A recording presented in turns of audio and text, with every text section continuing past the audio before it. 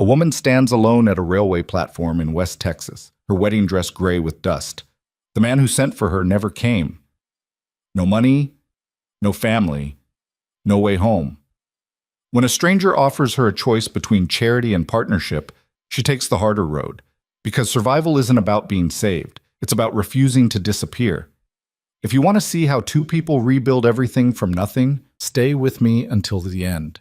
And drop a like and comment with your city so I can see how far this story travels. The platform at Ashford Station baked under a sun that had no mercy.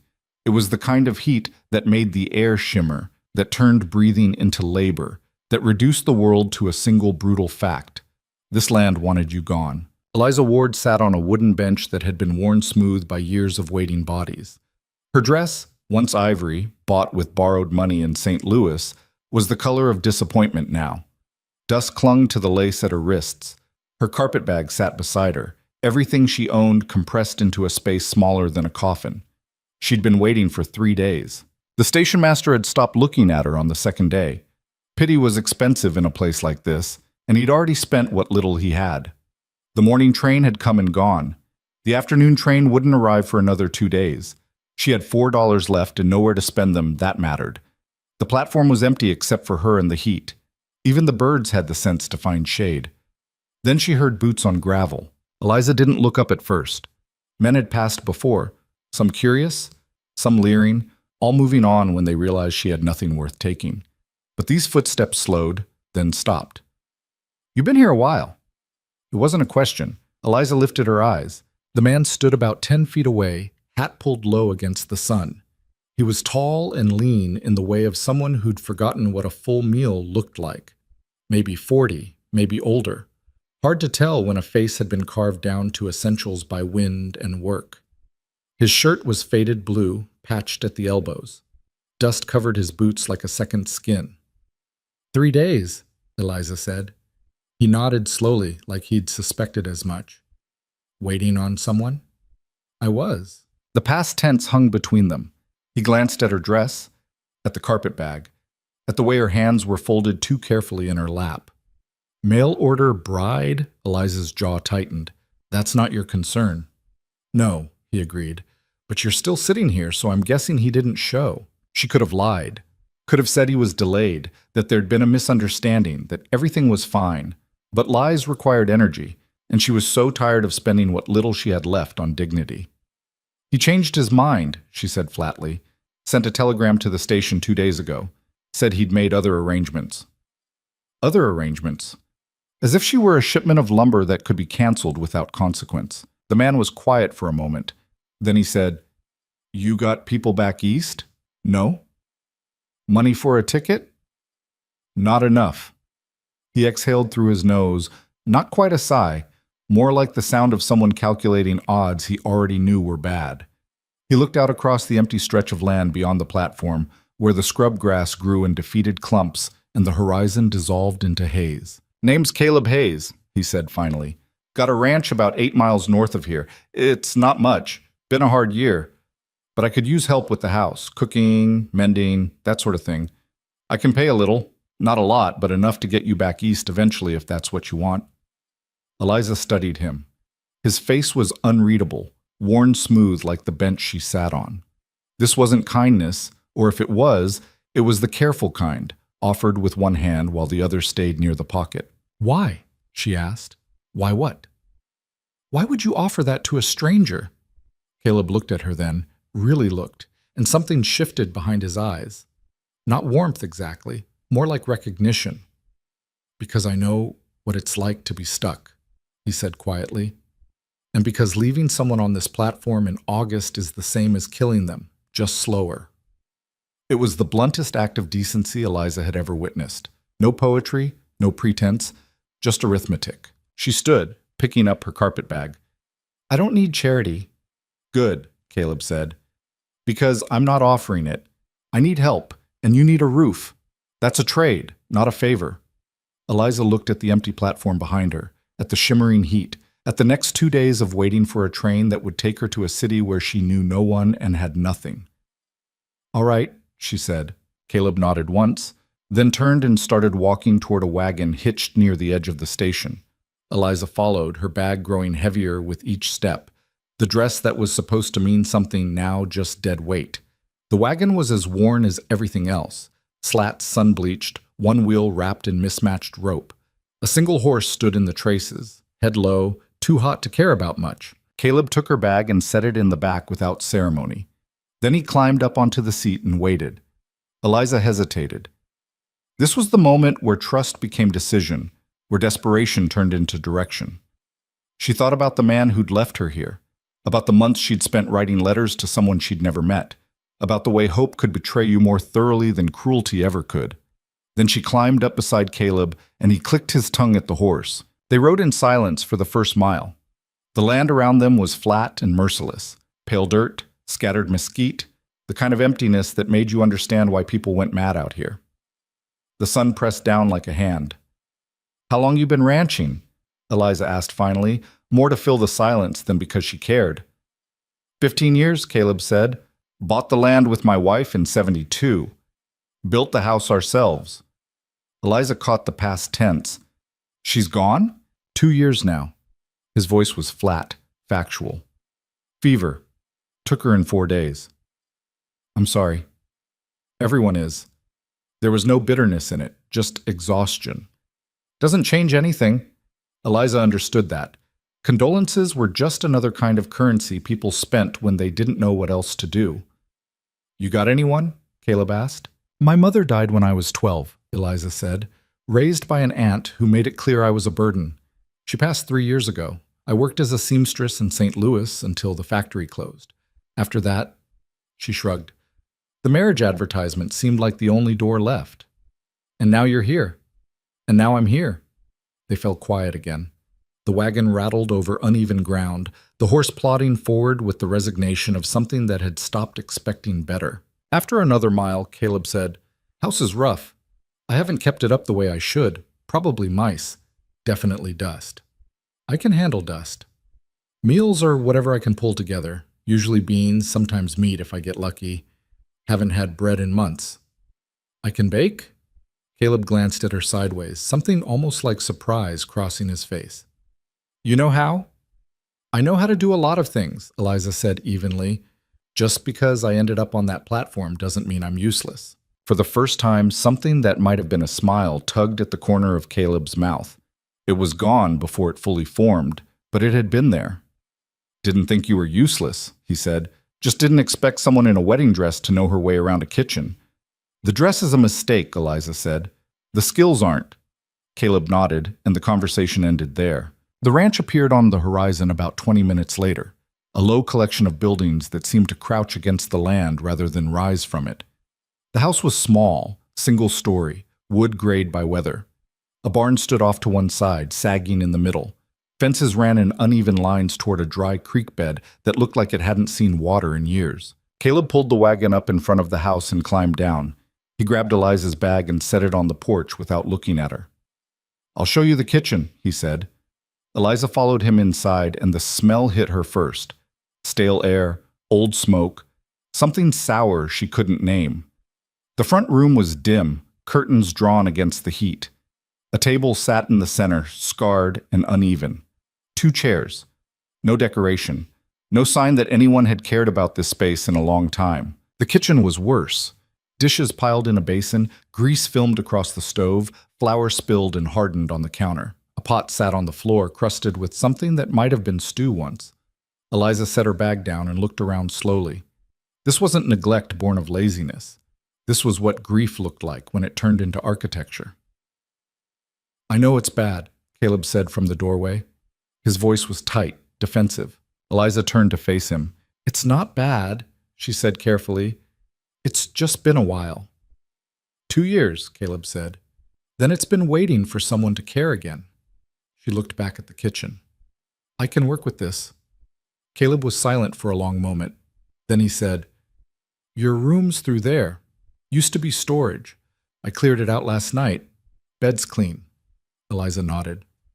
I'll be in the barn, Caleb said. You need anything? I'll hear you. Then he left, the door closing quietly behind him, and Eliza was alone. She stood in the dim kitchen and felt the weight of the day settle onto her shoulders. The waiting, the heat, the decision that had brought her here. She thought about the man who'd promised to marry her, who'd written letters full of careful hope, who'd vanished the moment his courage faltered.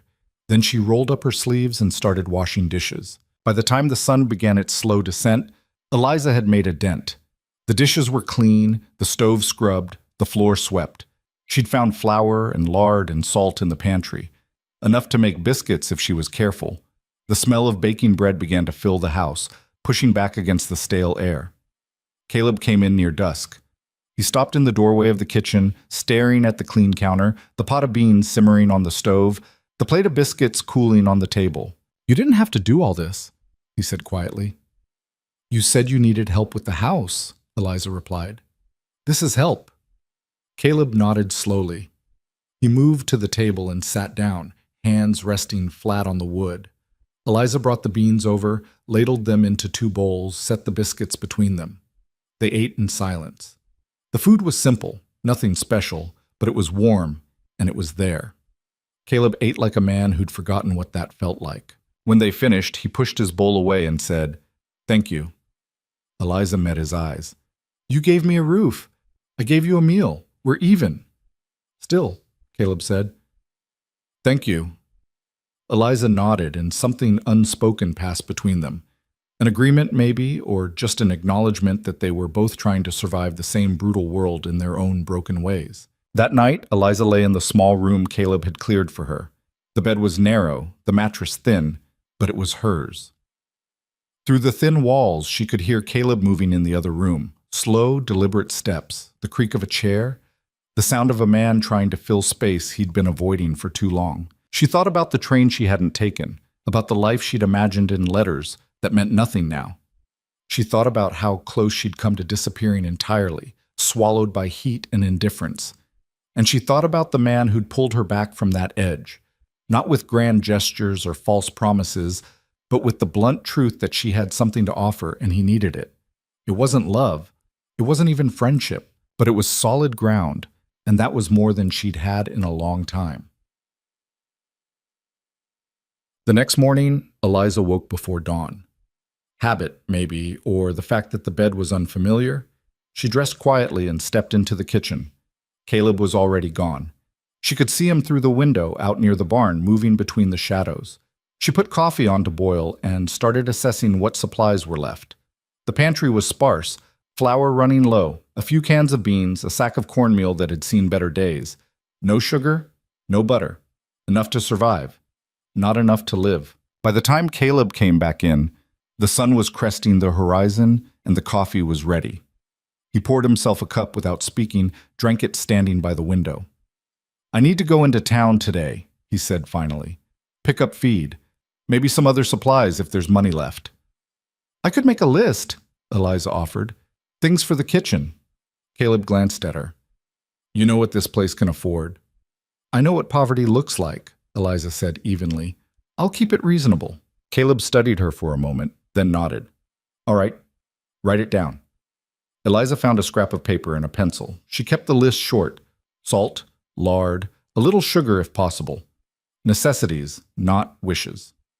Caleb took the list, folded it carefully, and slipped it into his pocket. "I'll be back by afternoon," he said. Then he hesitated, one hand on the door frame. "You'll be all right here?" "I've been all right in worse places," Eliza said. Caleb nodded again, and then he was gone. Eliza spent the morning working. She mended a tear in one of the curtains, scrubbed the floors, pulled weeds from the small patch of dirt outside the kitchen door, where something might grow if the rain ever came. She moved through the tasks with the efficiency of someone who'd learned long ago that survival was built in small increments. Around midday, she heard a sound from the barn. Something crashing, then silence. She set down the rag she'd been using and walked outside. The barn was dim, dust motes spinning in the light that leaked through gaps in the wood. Caleb's horse stood in one of the stalls, unbothered.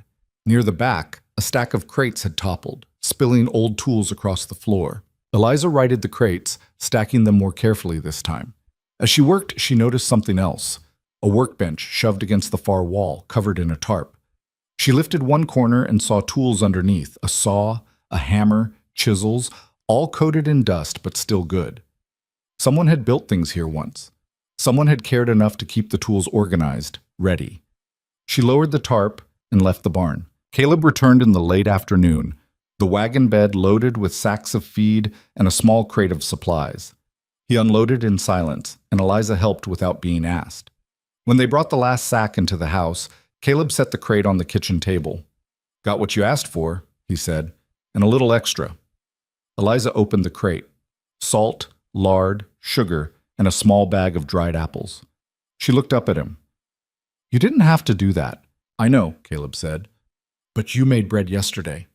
Thought maybe you could make something else." Eliza felt something strange tighten in her chest. Not quite gratitude, not quite surprise. Just the odd weight of being seen. "I'll make pie," she said quietly. "Good," Caleb said. Then he turned and walked back outside, leaving Eliza alone with the supplies and the realization that kindness, even the small kind, could still catch her off guard. The days began to blur into a rhythm.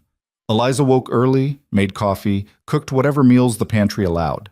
Caleb worked the land, feeding the cattle, mending fences, hauling water from the creek bed that had only a trickle left. They spoke little, but the silence between them was no longer uncomfortable. It was the silence of two people who understood that words were expensive and action was currency. One evening, about a week after Eliza had arrived, she was cleaning up after supper when Caleb spoke from the doorway. "I've been thinking," he said. Eliza turned, drying her hands on a rag. "About what?" "The drought," Caleb said. "It's not breaking. Creek's almost dry. If we don't get rain soon, I'm going to lose the cattle. Maybe the ranch." Eliza nodded. She'd seen the way the land looked, brittle, gasping. "What are your options?" "Not many," Caleb admitted. "I could sell off some of the herd now, take a loss, or I could gamble that the rain comes before they all die." "That's not much of a gamble." "No," Caleb agreed. "It's not." He stepped into the room, arms crossed, the lines around his eyes deeper in the lamplight. "There's another option," he said slowly. "Something I've been turning over for a while now. It's risky, probably stupid." "What is it?" "There's a low spot about a mile north of here," Caleb said. "Natural basin. If I could build a dam across the narrow end, I could trap water when the rains do come. Store it. Use it through the dry season." Eliza considered this. "You'd need to build something strong enough to hold back water." "I would." "You'd need time, and materials, and someone to help you." Caleb met her eyes. "I know." Eliza set the rag down on the counter. "You're asking me." "I'm telling you what I'm thinking," Caleb said carefully. "If you've got an opinion, I'd hear it." Eliza thought about the ranch, about the cattle she'd seen standing listless in the heat, about the way Caleb moved through this place like a man trying to hold together something that wanted to fall apart. "I think it's better than waiting to die," she said finally. Caleb's shoulders relaxed just slightly. "Then we start tomorrow." "We?" "You said you wanted to help." Caleb's tone was even. "This is help." Eliza looked at him for a long moment, then nodded. "All right." The work started before dawn. Caleb hitched the horse to the wagon, loaded it with tools, and drove them north across the scrubland. Eliza sat beside him, wearing one of his old shirts over her dress, a hat pulled low against the sun. The basin was exactly as he'd described, a shallow depression in the land, maybe 50 feet across, ringed by low hills. A trickle of water still ran through the center, pooling in a few places before disappearing into the cracked earth. "It doesn't look like much now," Caleb said, "but when the rain comes, this whole area fills. If we can block that end," he pointed to the narrow gap where the water flowed out, "we can trap it." Eliza climbed down from the wagon and walked the perimeter, studying the slope, the soil, the way the water moved. It was ambitious, maybe impossible. "How high does the water get?" she asked. 4 feet in a good year," Caleb said. "Maybe 5. Then you need something at least 6 feet tall, maybe 7, to be safe." Caleb nodded. "I was thinking stone and timber. Reinforce it with clay." Eliza looked at the gap again. "You ever built a dam before?" "No?" "Then we're both learning." Caleb almost smiled. "Guess so." They spent the first day clearing the site, pulling up scrub, moving rocks, leveling the ground where the dam would sit. The work was brutal. The sun climbed and pressed down, turning the air thick. Eliza's hands blistered within the first hour, but she didn't stop. Caleb worked beside her, methodical and silent, digging with the kind of focus that came from necessity. By midday, they'd cleared a section wide enough to start laying stone. Caleb fetched water from the wagon, and they drank in the shade of a scraggly mesquite, too tired to talk. "You don't have to do this," Caleb said after a while.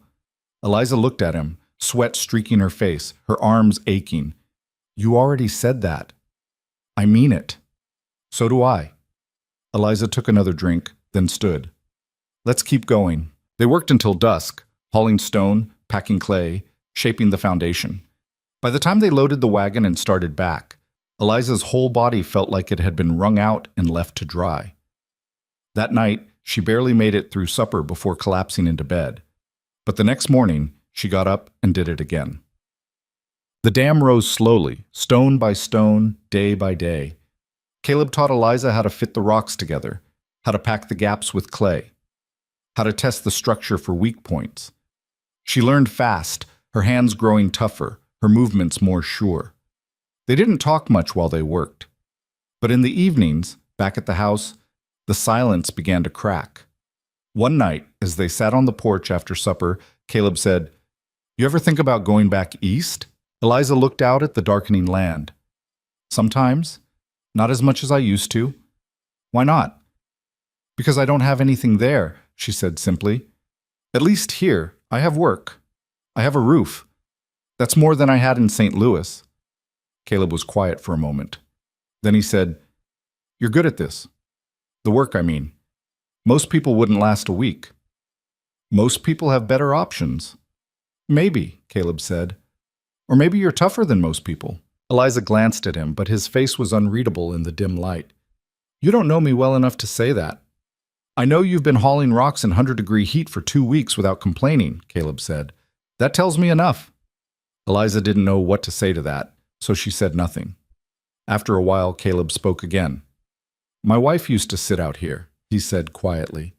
"Every evening, said it was the only time the day felt like it belonged to her."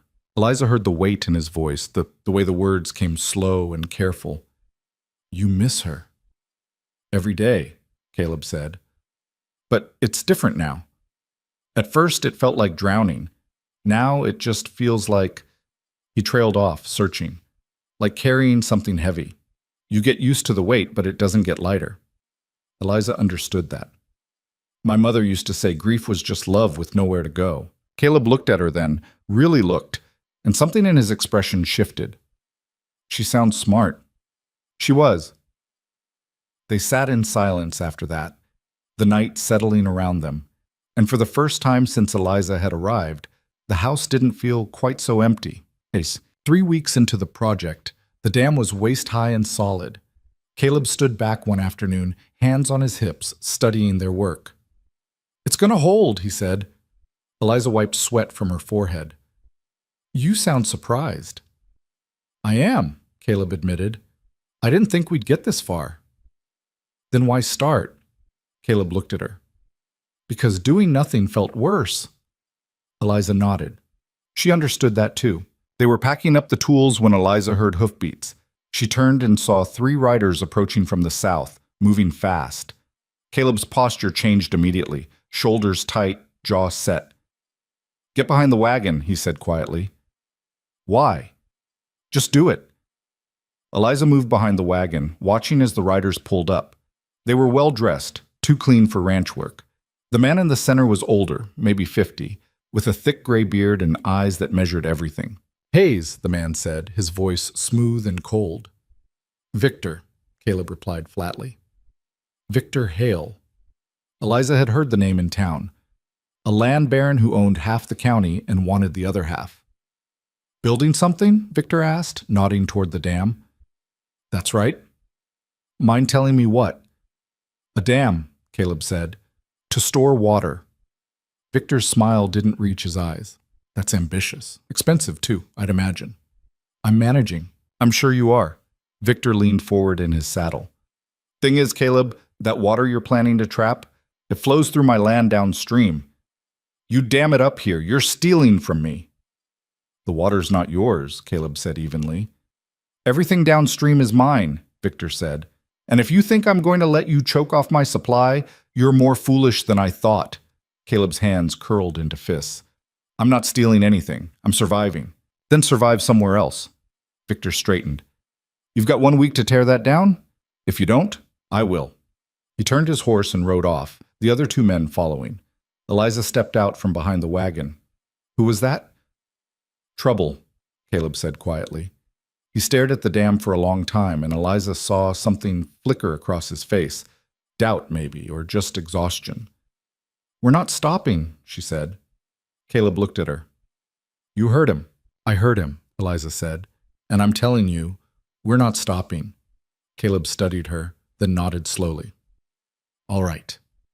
They climbed back onto the wagon and rode home in silence, the dam standing behind them like a promise neither of them was sure they could keep. Victor Hale's threat hung over the ranch like smoke that wouldn't clear.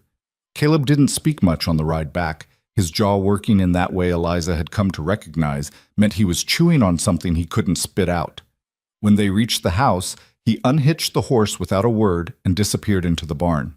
Eliza stood in the yard, dust settling around her boots, and felt the weight of what had just happened. A week.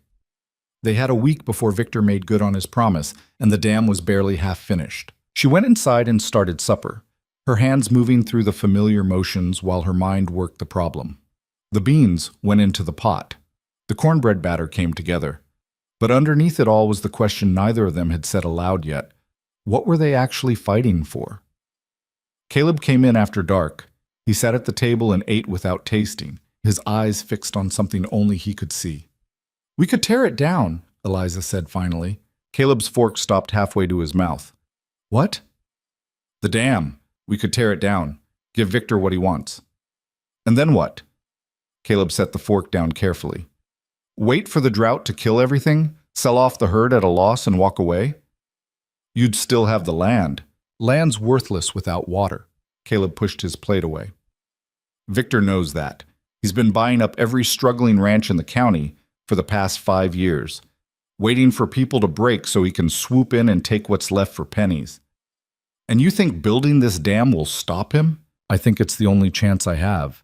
Caleb's voice was flat, tired. He controls the town, the bank, half the water rights in the territory. If I don't find a way to survive without depending on what he allows me to have, I'm finished. Eliza studied him across the table. This isn't just about water, is it? Caleb met her eyes, and for a moment she saw past the exhaustion to something harder underneath. No, he said quietly. It's not. He stood and walked to the window, looking out at the darkness. My wife and I built this place from nothing. Every fence post, every board in this house, we put it here. When she died, I thought about leaving, selling it all and just disappearing. He paused. But that felt like erasing her, like admitting that everything we did together didn't matter. So you stayed. I stayed, Caleb said. And I let the place fall apart because I didn't know how to care about it without her. But building that dam... He stopped, his voice catching. It's the first thing I've done in 2 years that feels like moving forward instead of just waiting to die. Eliza absorbed this, the rawness of it. Then we don't tear it down. Caleb turned. Victor's not bluffing. He'll come with men, with tools. He'll destroy it. Let him try, Eliza said. But we finish it first. In a week? In a week. Caleb stared at her like he was trying to understand how she could possibly mean that. Then something shifted in his expression, not quite hope, but maybe the shadow of it. You're serious, he said. I didn't come this far to quit because some bully with a land deed thinks he owns the rain, Eliza said.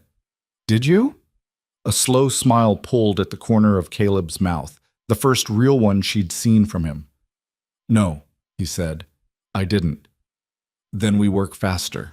The next morning, they were at the dam before sunrise. Caleb had a plan.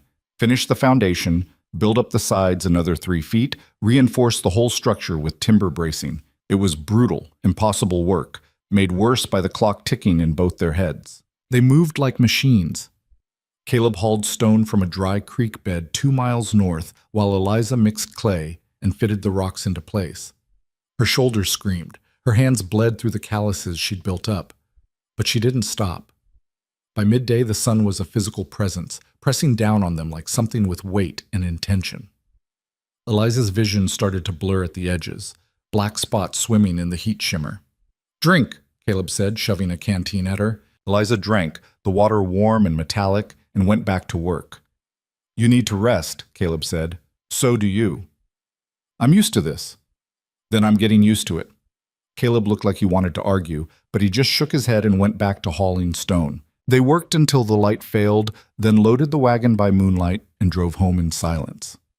Eliza's whole body felt like it had been beaten, every muscle a separate complaint. She barely made it through washing the dishes before collapsing into bed. But the next morning, she got up and did it again. 3 days passed like that.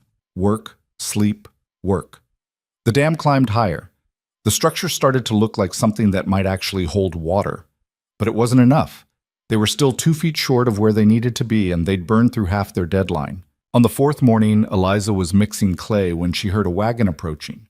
She looked up and saw a man she didn't recognize pulling up near their work site. Older, maybe 60, with the kind of weathered face that came from a lifetime outdoors. Caleb walked over, wiping his hands on his pants. "Ben." "Caleb." The man climbed down slowly, favoring his left leg. "Heard you were building something out here?" "Word travels fast." "It does when Victor Hale's telling everyone in town you're stealing water that doesn't belong to you." Ben looked past Caleb at the dam. "That true?" "No," Caleb said flatly. Ben studied the structure for a long moment. Then he said, "I believe you. Victor's been saying a lot of things lately that don't add up." He turned back to Caleb. "I got some timber you could use. Left over from a barn I tore down last year. You're welcome to it if you can haul it." Caleb blinked. "You're offering to help?" "I'm offering timber," Ben said. "What you do with it is your business." He glanced at Eliza, tipped his hat. "Ma'am." Then he climbed back onto his wagon and rode off. Caleb stood there for a moment, staring after him. Then he turned to Eliza. "Did that just happen?" "I think so," Eliza said. "They hauled the timber that afternoon, enough to reinforce the dam's face and build the bracing they needed. It saved them a day, maybe 2. But more than that, it was the first crack in the wall Victor had built around them. That night, as they ate supper, Caleb said, "Ben's taking a risk. If Victor finds out he helped us..." "Then he finds out," Eliza said. "Maybe Ben's tired of being afraid." Caleb looked at her, something unreadable in his expression. "You really think we can beat Victor?" "I think we can finish the dam," Eliza said. "After that, we'll see." The work continued. They fell into a rhythm born of necessity and exhaustion. Caleb hauling, Eliza building, both of them pushing past the point where their bodies wanted to quit. The dam rose another foot, then another. On the 6th day, with the deadline looming, they were laying the final stones when Eliza heard riders again. Multiple horses this time, coming fast. Caleb heard it too. He straightened, his hand moving instinctively to the hammer at his belt. Victor Hale appeared over the rise with 6 men behind him. They pulled up short of the dam and Victor dismounted slowly, making a show of inspecting their work. "Well," he said, walking the length of the structure, "you've been busy." "We're not finished yet," Caleb said. "No," Victor agreed. "You're not." He turned to face them, his expression pleasant in a way that made Eliza's skin crawl. "I gave you a week to tear this down, Hayes. It's been 6 days, and you've built it higher." "The water's not yours," Caleb said again. "We've had this conversation." Victor's tone hardened. "You're not stupid enough to think you can win this fight." "I'm stupid enough to try." Victor studied him for a long moment. Then he smiled. Cold, thin, the kind of smile that had nothing to do with humor. "You know what I admire about you, Caleb? Your determination. It's impressive, really. Tragic, but impressive." He gestured to the dam. "This thing you've built, it's worthless. Because even if you finish it, even if it holds water, I control the town.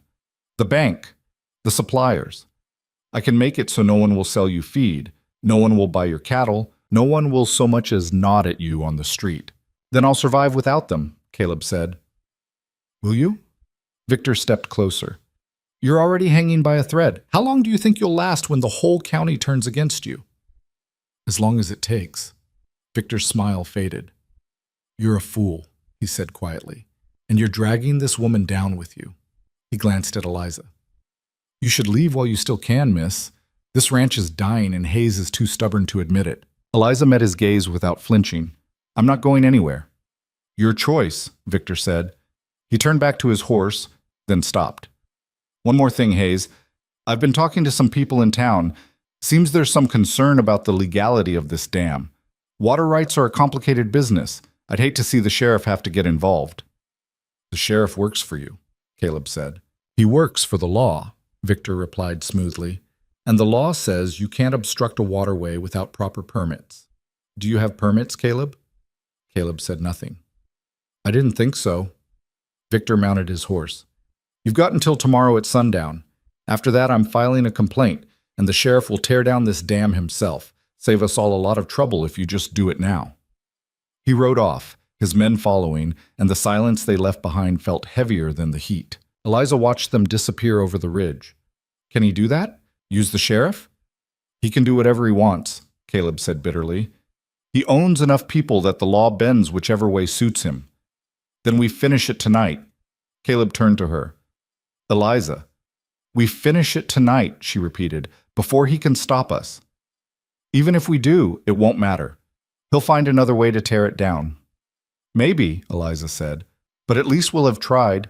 Caleb looked at her for a long time, and she saw the exhaustion in his eyes, the weight of fighting a battle he'd been losing for 2 years.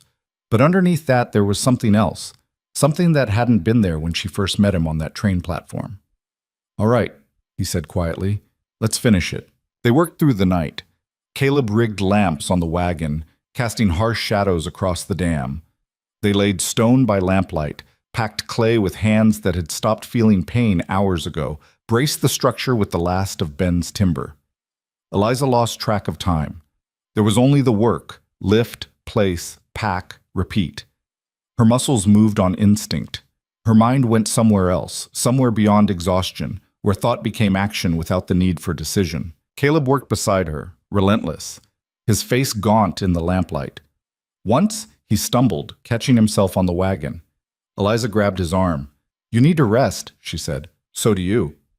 "I'm serious, Caleb. You're going to collapse." He pulled his arm free gently. "We're almost done. And if you kill yourself finishing it, what's the point?"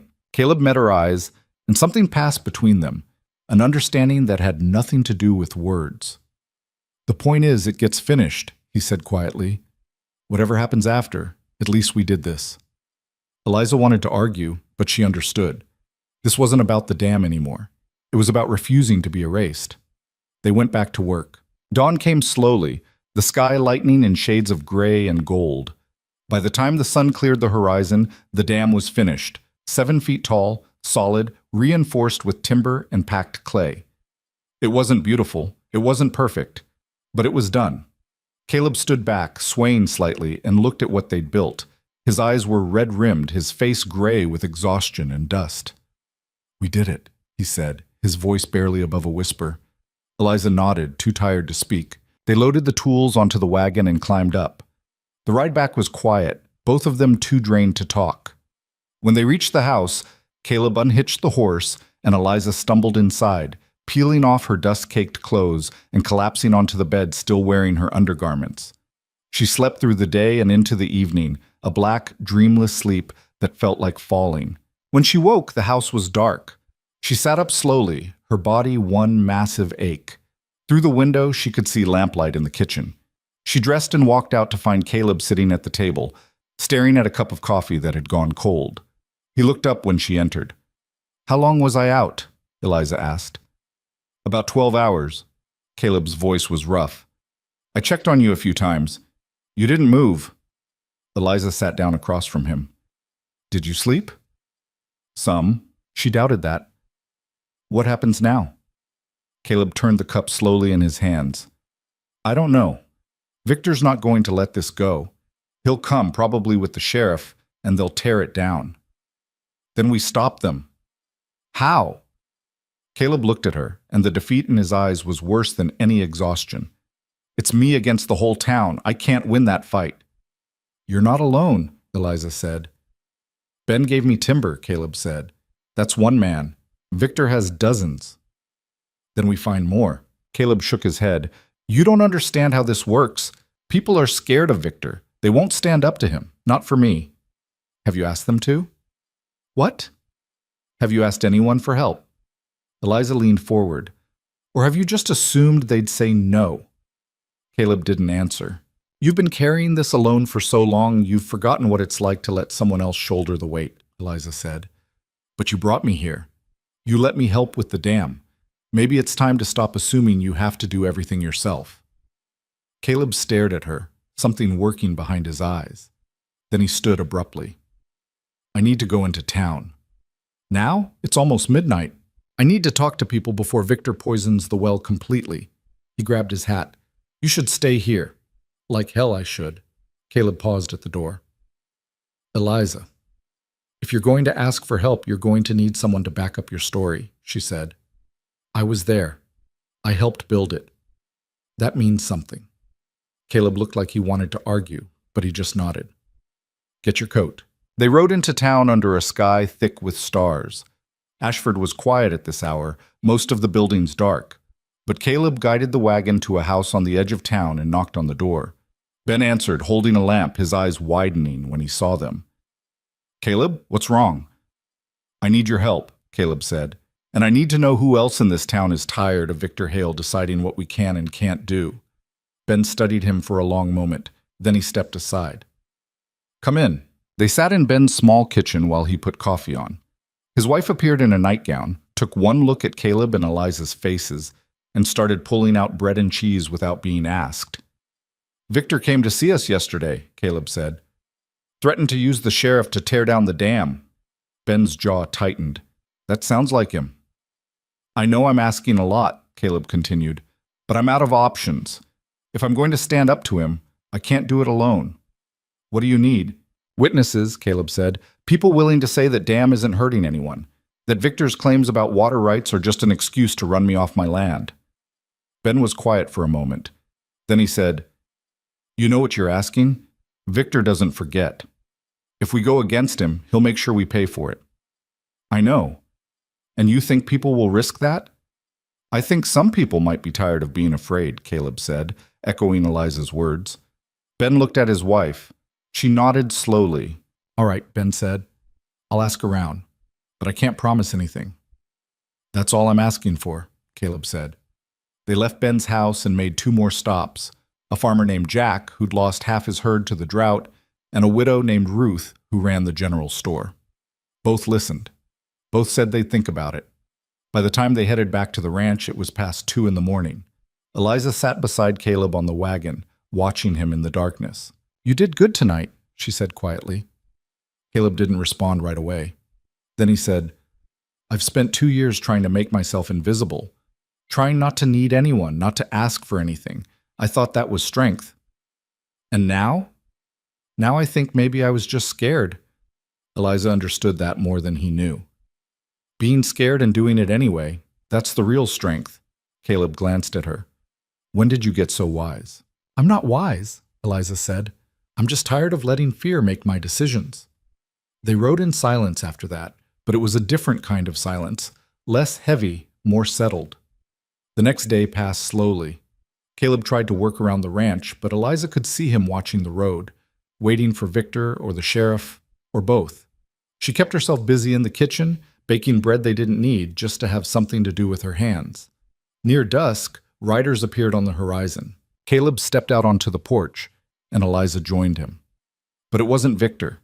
It was Ben, with Jack and Ruth, and 3 other people Eliza didn't recognize. They pulled up in front of the house, and Ben dismounted. Figured you could use some company, he said, in case the sheriff comes calling. Caleb stared at them. You came. We talked it over, Ruth said from her wagon, and we decided we're tired of Victor deciding what's right for this town. One of the men Eliza didn't know spoke up, younger, maybe 30, with a blacksmith's build. He's been squeezing us all for years. Maybe it's time someone pushed back. Caleb looked like he didn't know what to say. This could cost you. Probably will, Ben said, but sitting quiet's been costing us too, just in different ways. Before Caleb could respond, more riders appeared. For a moment, Eliza's heart seized, but it wasn't Victor's men, it was more townspeople. A dozen of them, maybe more, coming from different directions. They gathered in front of the house, and Caleb stood on the porch, looking at faces he'd been avoiding for 2 years. "I don't know what to say," he said finally. "Don't say anything," Jack called out. "Just tell us what you need." The relief on Caleb's face was so raw it hurt to look at. "Thank you," he said quietly. They spent the evening planning. If the sheriff came to tear down the dam, they'd be there. Witnesses, voices, bodies between Victor's power and Caleb's work. It wasn't a guarantee, but it was more than Caleb had had before. As the sun set and people started heading back to town, Ben pulled Caleb aside. "You know this is just the beginning, right? Even if we stop him tomorrow, Victor's not going to forget." "I know," Caleb said. "And you're ready for that fight?" Caleb glanced back at the house, where Eliza was watching from the porch. "I have to be." Ben followed his gaze and smiled. "You're not alone anymore, Caleb. Remember that." After everyone left, Caleb and Eliza sat on the porch as the stars came out. The night was warm, the air finally losing some of its brutal edge. "They came," Caleb said, still sounding faintly amazed. "You gave them a reason to," Eliza replied. "No," Caleb said. "You did. You told me to ask. I wouldn't have done it without you." Eliza shook her head. "All I did was remind you that you don't have to fight alone." Caleb was quiet for a moment.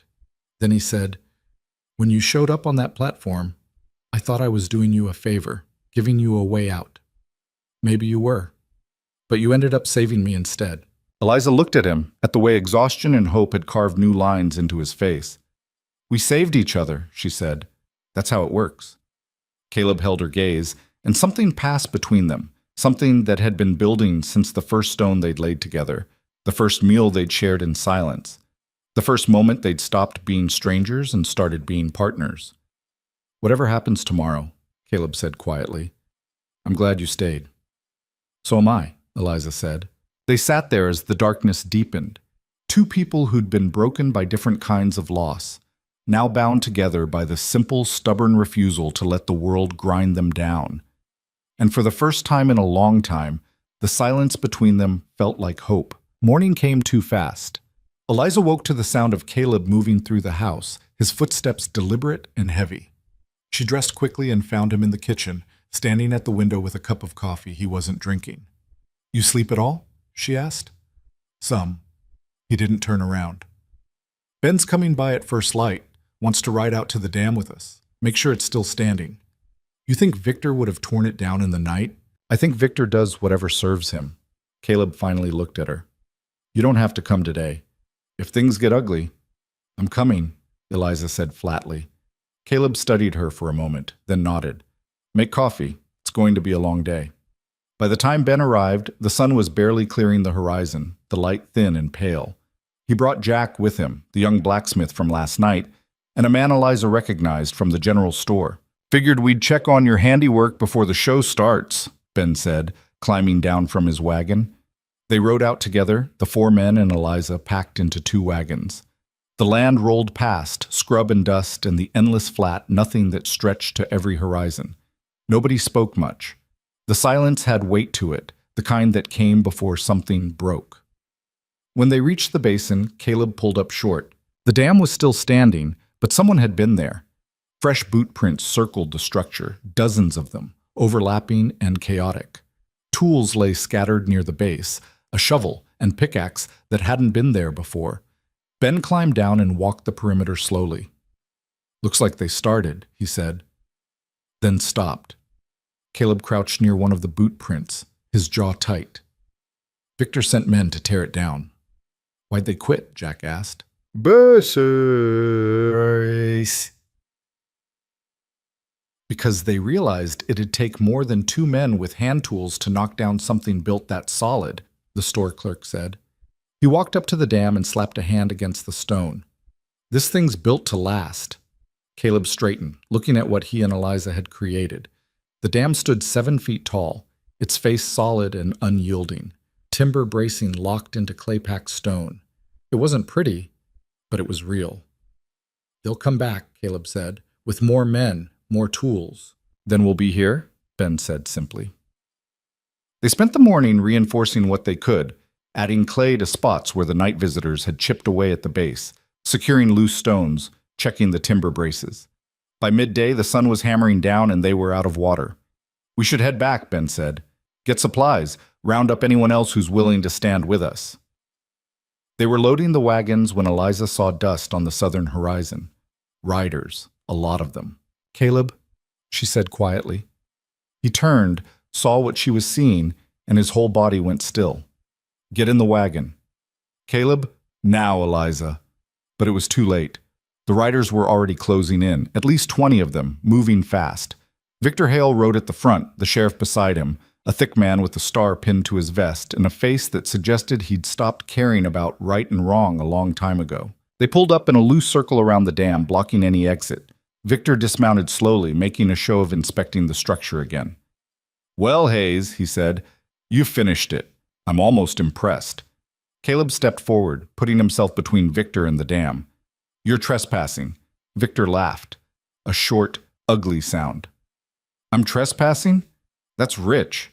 He gestured to the dam. "This thing is obstructing a natural waterway. That's illegal in case you weren't aware." "The water wasn't flowing anyway," Ben said. "Creek's been dry for months." "Doesn't matter," the sheriff said, his voice flat. "Law says you need a permit to alter a watercourse. You got a permit, Hayes?" "You know I don't," Caleb said. "Then this structure is illegal." The sheriff pulled a paper from his pocket. "I got an order here to remove it. You can step aside, or we can move you." "On whose authority?" Jack asked, stepping up beside Caleb. "Mine," Victor said, "and the law's, which, fortunately for all of us, happen to align in this case." "That's convenient," Eliza said, her voice cutting through the tension. All eyes turned to her.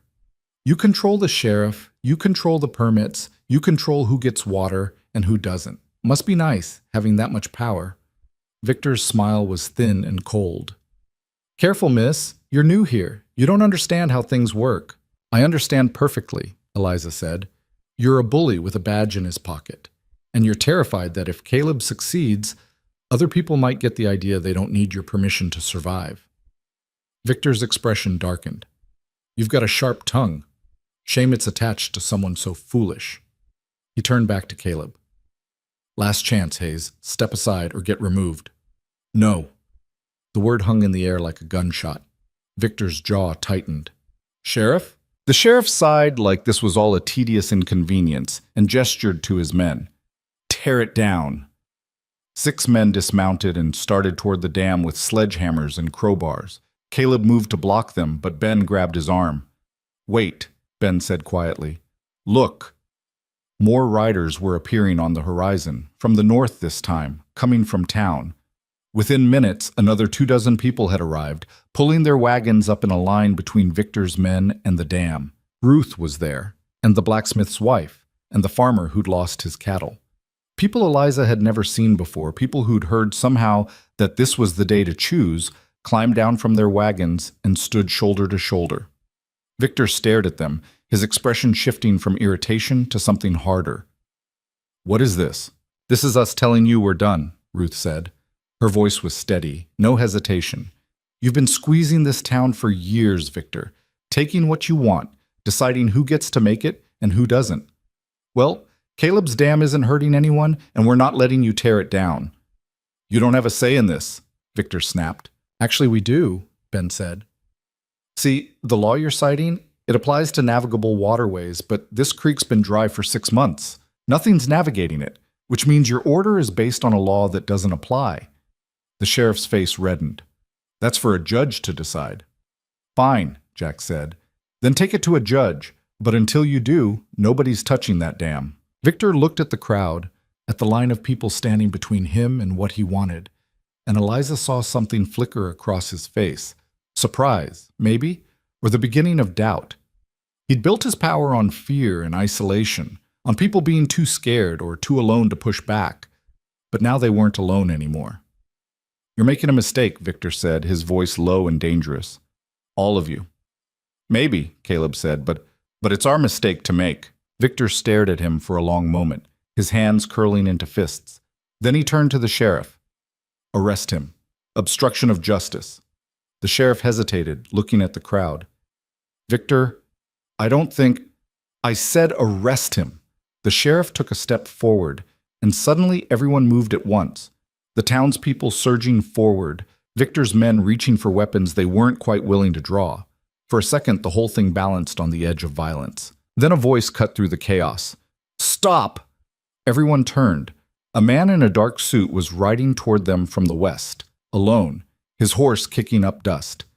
He pulled up and dismounted with the kind of authority that made even Victor pause. Who the hell are you? Victor demanded. Name's Daniel Ross. I'm a land surveyor out of Austin. He pulled a rolled paper from his saddlebag. I was hired to map the water rights in this county, and I thought you all might be interested in what I found. This doesn't concern you, Victor said. Actually, it does. Ross unrolled the map, holding it up so everyone could see. This creek hazes damming, according to the Territorial Survey from 1874.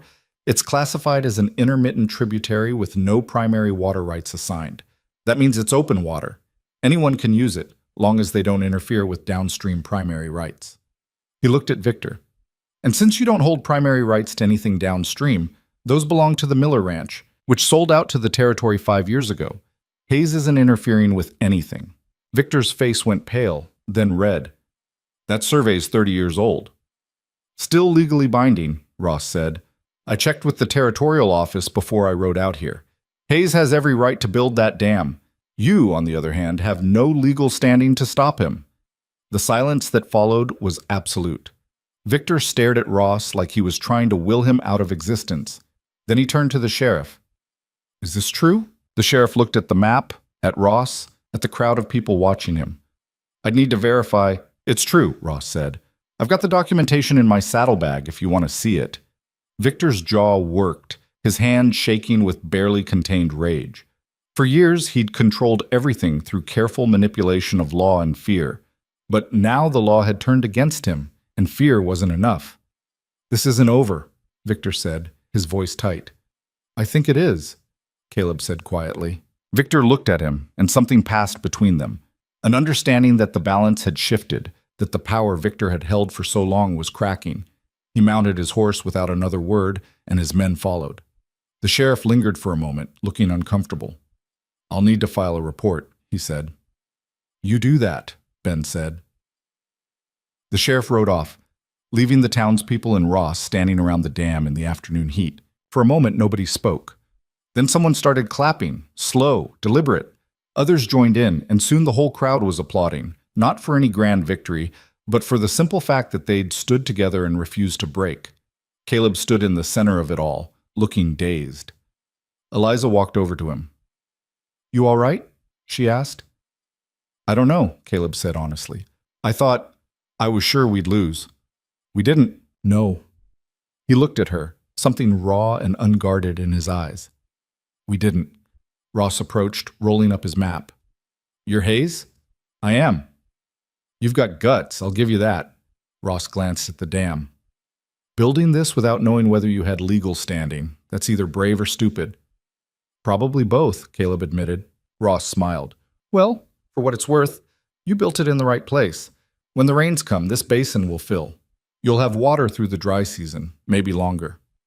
If the rains come, Caleb said. They will, Ross said.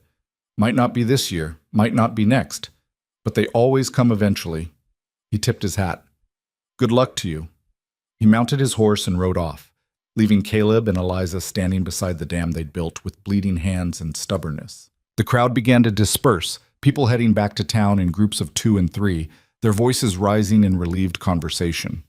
Ben was the last to leave, gripping Caleb's shoulder once before climbing onto his wagon.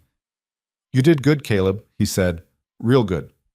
Then it was just Caleb and Eliza, standing in the basin as the sun started its long slide toward evening. We should head back, Eliza said, but Caleb didn't move. He stood looking at the dam, at the thing they'd created together out of desperation and defiance, and something broke open in his expression. I thought I'd lost everything, he said quietly. When my wife died, when the drought hit, I thought that was it, that I was just waiting for the end. And now?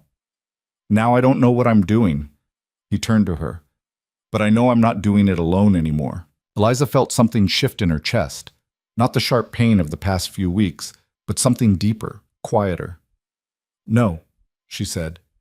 "You're not."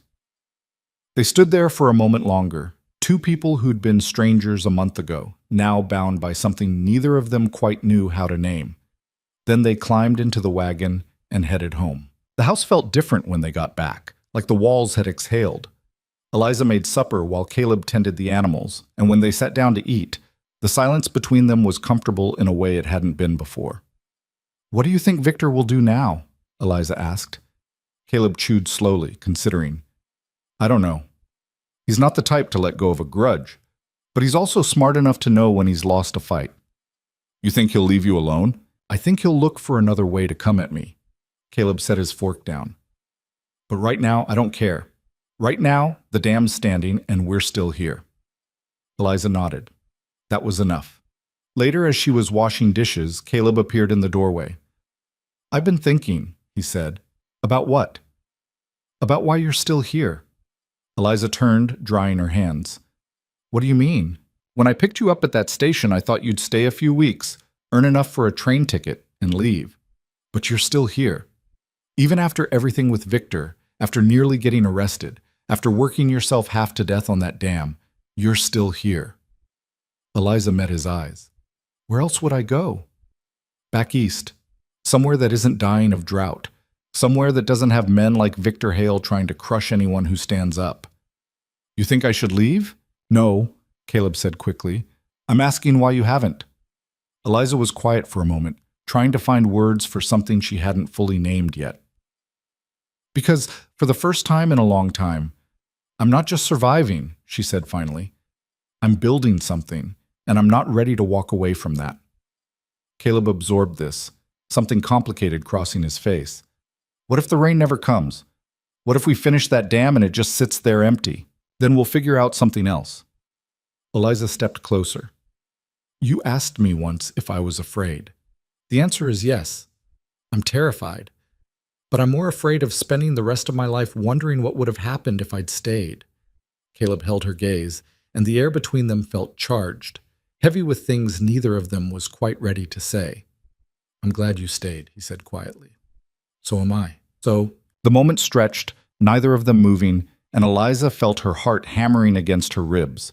Then Caleb stepped back, breaking whatever had been building between them. "I should check on the barn," he said. "Latch has been sticking." "All right." He left, and Eliza stood alone in the kitchen, her hands shaking slightly. She knew what was happening, could feel it in the way her chest tightened when he looked at her, in the way his voice changed when he said her name. But knowing and doing something about it were different things. She finished the dishes and went to bed, but sleep was a long time coming. The next few days passed in relative quiet. Caleb worked the ranch, Eliza kept the house running, and neither of them mentioned Victor, or the dam, or the moment in the kitchen that had almost become something else. But word had spread through town. People Eliza had never met started showing up, dropping off supplies, offering to help with repairs, just checking in. The isolation that had defined Caleb's life for 2 years was lifting, replaced by something that looked almost like community. One afternoon, Ruth from the general store arrived with a basket of preserves. She sat at the kitchen table while Eliza made tea, her eyes taking in the clean floors, the mended curtains, the small signs of life returning to the house. "Place looks different," Ruth said. "Caleb's been working on it." "I meant you," Ruth smiled. "He's been alone too long. It's good he's got someone now." Eliza felt her face warm. "I'm just helping with the house." "Sure you are." Ruth's smile widened. "And I'm just running a store, not keeping this town from falling apart one canned good at a time." Eliza didn't know what to say to that, so she changed the subject. "How's business?" "Better than it was." Ruth accepted the tea Eliza offered. "Victor used to control who could buy what, made sure his friends got first pick of everything. But people are starting to push back now. They saw what happened with Caleb, and it gave them ideas." "What kind of ideas?" "The kind where they stop asking permission to live their own lives." Ruth sipped her tea. "You and Caleb, what you did out there, it mattered. People needed to see that standing up to Victor was possible. We just built a dam. You did more than that." Ruth set her cup down. "You gave people hope. That's worth more than water sometimes." After Ruth left, Eliza stood on the porch, watching the sun sink toward the horizon. The land stretched out in every direction, harsh and unforgiving, but there was something beautiful in its refusal to pretend to be anything other than what it was. She heard Caleb's footsteps behind her. Ruth came by, Eliza said. I saw. What'd she want? To bring preserves, and to tell me we gave people hope. Caleb was quiet for a moment. You believe that? I don't know. Eliza turned to look at him. Do you? I think people want to believe things can get better, Caleb said slowly, and maybe we showed them it's possible, but hope's easy to lose and hard to keep. Then we keep working, Eliza said. Keep giving them reasons to believe. Caleb studied her, and something in his expression made her breath catch. You really think we can do that?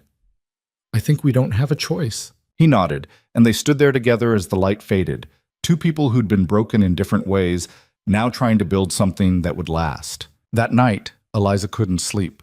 She lay in bed listening to the house settle, her mind turning over everything that had happened in the past month. She thought about the woman she'd been on that train platform, desperate, defeated, ready to disappear. She thought about the woman she was becoming, stronger, surer, still afraid but no longer paralyzed by it. She thought about Caleb, about the way he looked at her when he thought she wasn't watching, about the careful distance he maintained even as the space between them seemed to shrink. She must have finally dozed off, because she woke to the sound of thunder. Eliza sat up, heart pounding, not sure if she'd imagined it.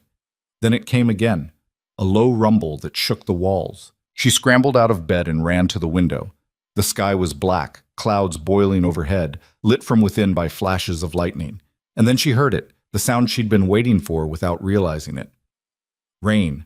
Not the tentative drizzle that teased and disappeared, but real rain, heavy and insistent, hammering down on the roof like it had something to prove. Eliza ran outside, not bothering with shoes or a coat, and stood in the yard as water poured from the sky.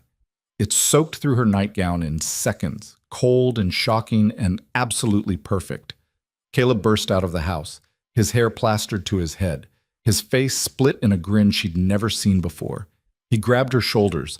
It's raining, he shouted over the thunder. I know, Eliza was laughing, crying. She couldn't tell which. The dam! We need to check the dam! They ran for the barn, hitching the horse with shaking hands, and drove through the storm toward the basin. The road had turned to mud, the wagon skidding and sliding, but Caleb kept the horse moving. When they reached the dam, they could barely see through the rain, but they could hear it, water rushing down from the hills, pouring into the basin, crashing against the dam they'd built. Caleb jumped down and ran to the structure, Eliza right behind him. The dam was holding, water rising behind it, already a foot deep and climbing. It's working, Caleb yelled. Eliza pressed her hand against the stone, feeling the water's pressure on the other side, feeling the dam stand firm against it. They'd done this. They'd taken a gamble on a future that might never come, and now it was here, real and roaring and undeniable. Caleb turned to her, rain streaming down his face, and pulled her into a fierce hug. She wrapped her arms around him, holding on like she was afraid the storm might wash them both away. When he finally let go, he kept his hands on her shoulders, his eyes searching hers. We did it, he said. We did it, Eliza agreed. And then, because the moment demanded it, because they'd earned it through blood and exhaustion and refusing to quit, Caleb kissed her. It wasn't gentle or uncertain.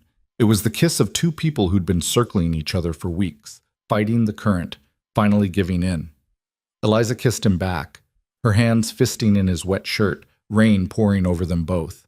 When they broke apart, they were both breathing hard. I'm sorry, Caleb said. I shouldn't have. Shut up, Eliza said, and kissed him again. They stayed like that for a long moment, the storm raging around them, the dam holding steady behind them. When they finally pulled apart, Caleb rested his forehead against hers. I don't know how to do this, he said quietly. Do what? This, us.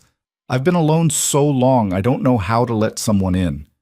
Eliza cupped his face in her hands, making him look at her. Then we'll figure it out together, just like everything else. Caleb closed his eyes, and when he opened them again, they were bright with something that might have been tears or might have been rain. I don't deserve you.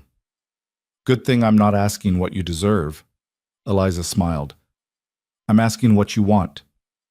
You, Caleb said without hesitation. I want you to stay. Not as help, not as a worker, as he stopped, struggling. As whatever you want to be, but here, with me.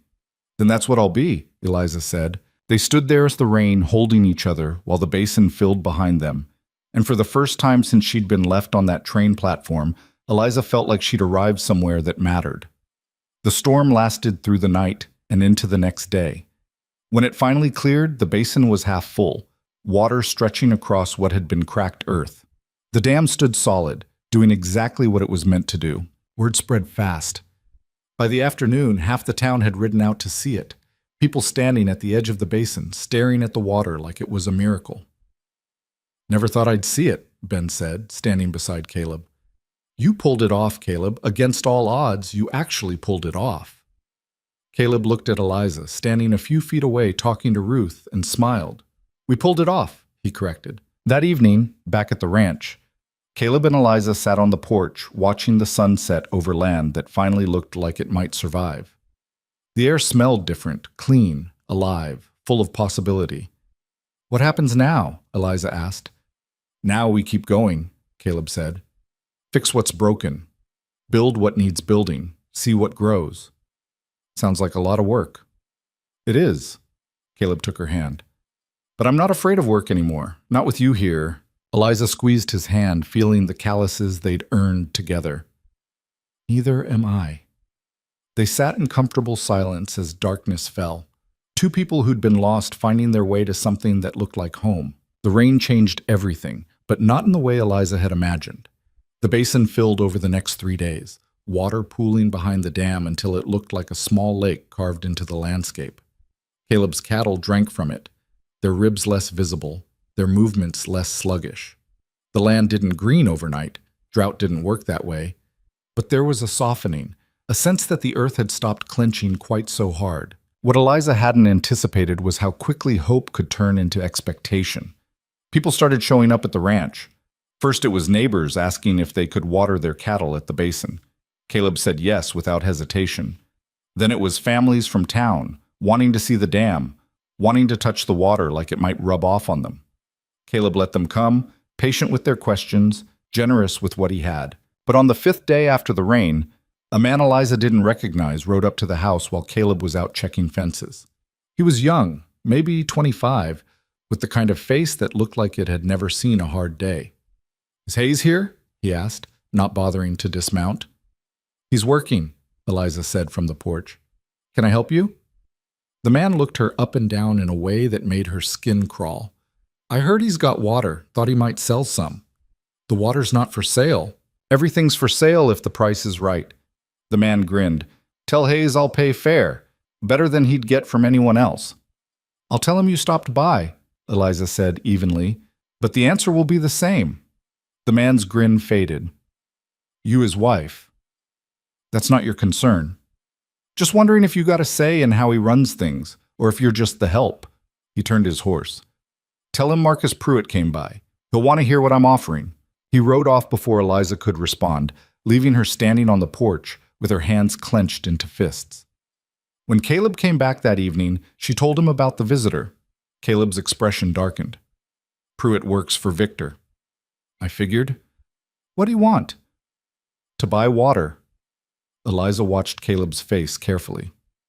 I told him no. Good. Caleb hung his hat on the peg by the door. Victor's probably scrambling. The rain filled our basin, but it didn't do much for anyone downstream. He's looking for leverage. You think he'll cause trouble? I think he's been causing trouble since the day he got here. Caleb sat at the table rubbing his eyes. But I don't know what to do about it. I can't sell him the water. He'd use it to control everyone else. But if I refuse, he'll find another way to come at me. Eliza sat across from him. What if you don't sell it to him? What if you give it to everyone? Caleb looked up. What do you mean? The basin's big enough to water more than just your cattle. If you let other ranchers use it for free, Victor loses his leverage. He can't buy what you're already giving away. Caleb was quiet for a long moment, turning the idea over. That would cost me. Water's valuable. I could be charging for it. You could, Eliza agreed, but then you'd be doing exactly what Victor does. And the people who helped you stand up to him, they'd see that. Caleb absorbed this, his jaw working. You're right, he said finally. I just hate giving up something we worked so hard for. You're not giving it up, Eliza said. You're sharing it. There's a difference. He nodded slowly. All right, we'll spread the word. Anyone who needs water can come to the basin, no charge. The decision rippled through the county faster than Eliza expected. Within days, ranchers were bringing their herds to the basin, watering them under Caleb's watchful eye. Some offered to pay anyway, but Caleb refused. A few brought supplies instead, feed, tools, things the ranch needed. It became a kind of barter system, informal and organic, built on trust instead of contracts. Victor, predictably, was furious. Eliza heard about it from Ruth, who stopped by one afternoon with news from town. Victor's telling anyone who'll listen that Caleb's trying to undermine him, Ruth said, setting a basket of eggs on the kitchen table. Says giving away water is just a ploy to turn people against him. Is it working? Eliza asked. Depends who you ask. Ruth sat down heavily. Some people are grateful. They see Caleb as a savior, but others, she hesitated, others think he's being reckless, that he's going to run out of water and then everyone will be worse off than before.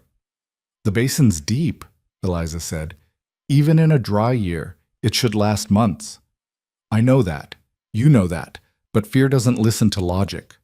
Ruth leaned forward. Be careful, Eliza. Victor's desperate, and desperate men do dangerous things. That night, Eliza couldn't shake Ruth's warning. She lay in bed staring at the ceiling, listening to Caleb moving around in the next room. They hadn't talked about what had happened in the rain, the kiss, the confession, the way everything had shifted between them. They'd fallen into a new rhythm, something more than friendship, but not quite defined. And neither of them seemed willing to name it. She thought about getting up, about knocking on his door and asking what they were doing. But fear held her in place. Not fear of Caleb, but fear of losing what they'd built by asking for more than it could hold. The next morning brought trouble in the form of the sheriff. Eliza was feeding the chickens when she saw him riding up, alone this time, his face set in grim lines. Caleb was at the barn, and he came out when he heard the horse. Sheriff, Caleb said, his voice neutral. Hayes. The sheriff dismounted, keeping his hands visible. Got a complaint I need to follow up on. What kind of complaint? Victor Hale says you're operating an unlicensed water distribution business. Says you're violating territorial commerce laws. Caleb's laugh was harsh and humorless. I'm not selling anything. I'm letting people water their cattle. For free? That's right. The sheriff looked uncomfortable. See, that's the problem. Law says if you're providing a service to the public, you need a license. Doesn't matter if you're charging or not. That's the dumbest thing I've ever heard, Caleb said flatly. Maybe so, but it's the law. The sheriff pulled out a folded paper. I got an order here to shut down your operation until you file the proper paperwork. And how long will that take? 6 months, maybe more. The sheriff wouldn't meet Caleb's eyes. I'm sorry, Caleb. I know this is Victor pulling strings, but my hands are tied. Caleb took the paper, staring at it like it might catch fire. So I'm supposed to turn away people who need water because Victor found a loophole? You're supposed to follow the law. The law, Caleb said slowly, seems to work real well for men like Victor and real poorly for everyone else. The sheriff had no answer to that. He mounted his horse, looking miserable. I'll give you 3 days to comply. After that, I'll have to start fining you. He rode off, and Caleb stood in the yard holding the paper like it was poison. Eliza walked over to him. What are you going to do? I don't know. Caleb's voice was tight with frustration. If I stop letting people use the water, Victor wins. But if I keep going, the fines will bankrupt me. What about the paperwork? Can you file for the license? In 6 months?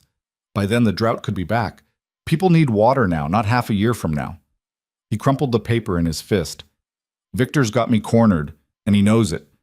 Eliza thought fast, her mind racing through possibilities. What if you don't operate it? What if the town does? Caleb looked at her. What? The law says you can't provide a public service without a license. But what if it's not you providing it? What if the basin becomes common property, owned by the town, managed by the town, with you as just one of the stakeholders? Caleb stared at her. You think that would work? I think it's worth asking someone who knows the law better than Victor's sheriff. They rode into town that afternoon and found Daniel Ross, the surveyor, at the boarding house. He listened to Eliza's idea, his expression thoughtful. "It's clever," he said finally. "If the basin is held in common trust, with multiple owners, then it's not a commercial operation. It's a community resource, like a town well." "Can we do that?" Caleb asked. "You'd need to file articles of incorporation, establish a board of trustees, transfer ownership from yourself to the trust." Ross pulled out a notebook and started sketching. "It's complicated, but it's legal, and it gets you out from under Victor's thumb." "How long would it take?" 2 weeks, maybe 3, if we move fast and file in Austin instead of going through the territorial office here." Ross looked up. "But you'd be giving up sole ownership of that water, Caleb. Once it's in trust, you don't get to make all the decisions anymore." Caleb glanced at Eliza. She could see him weighing it. Control versus community, power versus partnership. "I didn't build that dam to own something," Caleb said finally. "I built it to survive. If putting it in trust means everyone survives, then that's what we do." Ross smiled. "Then let's get started." Over the next 2 weeks, Caleb's life became a storm of paperwork and meetings. Ross drafted the documents, but Caleb had to gather signatures from people willing to serve as trustees. He rode from ranch to ranch, explaining the plan, asking for support. Most people agreed immediately. A few hesitated, worried about Victor's retaliation, but eventually came around. By the end of the first week, Caleb had 12 trustees signed on, ranchers, townspeople, even Ruth from the general store. Eliza watched him work himself to exhaustion, riding out each morning and coming back after dark, his face drawn but determined. She kept the house running, made sure he ate, and tried not to think about what would happen if Victor found a way to block this too. On the 10th day, Victor made his move. Caleb was in town filing papers at the land office when Victor walked in with 3 men Eliza recognized from the showdown at the dam. She was with Caleb, and she felt the temperature in the room drop. "Hayes," Victor said pleasantly, "I heard you're trying to give away what doesn't belong to you." "The water belongs to whoever needs it," Caleb said without turning around. "That's a nice sentiment. Unfortunately, I've been looking into the survey Ross showed us." Victor pulled out his own set of papers. "Turns out there's a discrepancy. The 1874 survey Ross cited, it was superseded by an 1882 revision that reclassified that creek as a primary tributary, which means it does have assigned water rights. Mine." Caleb turned slowly. "You're lying. I'm reading territorial records." Victor held up the papers. "According to this, I hold primary rights to all water flowing through Section 12, which includes your basin. That means every drop in that dam legally belongs to me." Ross appeared from the back office, his face pale. "Let me see those." Victor handed them over with a smug smile. Ross read quickly, his expression growing grimmer. "Is it real?" Caleb asked. Ross nodded slowly. "It's real. Filed in 1882, signed by the territorial governor." He looked up at Victor. "How did you even know about this?" "I make it my business to know things." Victor's smile widened. "So here's how this is going to work, Hayes. You shut down your little charity operation, you file for the proper licenses under my supervision, and you pay me a licensing fee for every gallon of my water you use. Or," he paused for effect, "I file a claim for damages and sue you for everything you've got." "You can't do that," Eliza said, stepping forward. "I can do whatever the law allows, miss, and the law is very clear." Victor turned to leave, then stopped. "Oh, and Hayes, that trust you're trying to set up? It won't help. You can't put stolen property in trust. The water's mine, which means the dam is built on my rights. I could have it torn down tomorrow if I wanted." He walked out, his men following, and the silence in the land office was suffocating. Caleb stood frozen, the color draining from his face. "Tell me there's a way around this." Ross read the documents again, his mouth a tight line. "I don't know. This changes everything. If Victor holds primary rights, then legally, He stopped, shaking his head. "I need to research this. There might be a challenge we can file, some kind of grandfather clause, but it'll take time," Caleb finished. "Time Victor won't give us." "I'm sorry, Caleb." Caleb walked out without another word. Eliza followed, finding him standing in the street, staring at nothing. "Caleb, I thought we'd won," he said quietly. "I thought for once I'd actually beaten him. Maybe there's still a way." "There's no way, Eliza. Caleb's voice cracked. He's got the law on his side, he's got money, he's got power, and I've got a dam full of water that doesn't belong to me, and a ranch that's 3 bad months from foreclosure. So what are you going to do? Caleb looked at her, and the defeat in his eyes was worse than any anger. I don't know. For the first time since you showed up on that platform, I genuinely don't know. They rode home in silence. When they reached the ranch, Caleb went straight to the barn and didn't come out. Eliza made supper, but he didn't come in to eat. She sat alone at the table, pushing food around her plate, feeling the weight of everything they'd built starting to crumble. Near midnight, she heard the barn door open. She got up and found Caleb sitting on the porch steps, his head in his hands. You need to eat, she said quietly. I'm not hungry. Eliza sat beside him. Talk to me. What's there to say? Caleb's voice was hollow.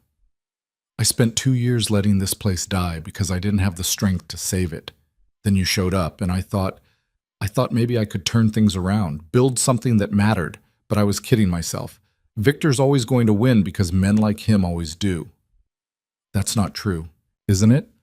Caleb looked at her. Look at what's happened. Every time I take a step forward, he finds a way to push me back twice as far. The dam, the trust, all of it.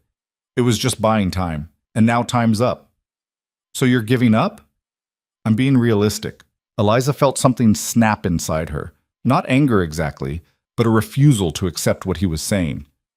The Caleb Hayes I met 6 weeks ago would have said that.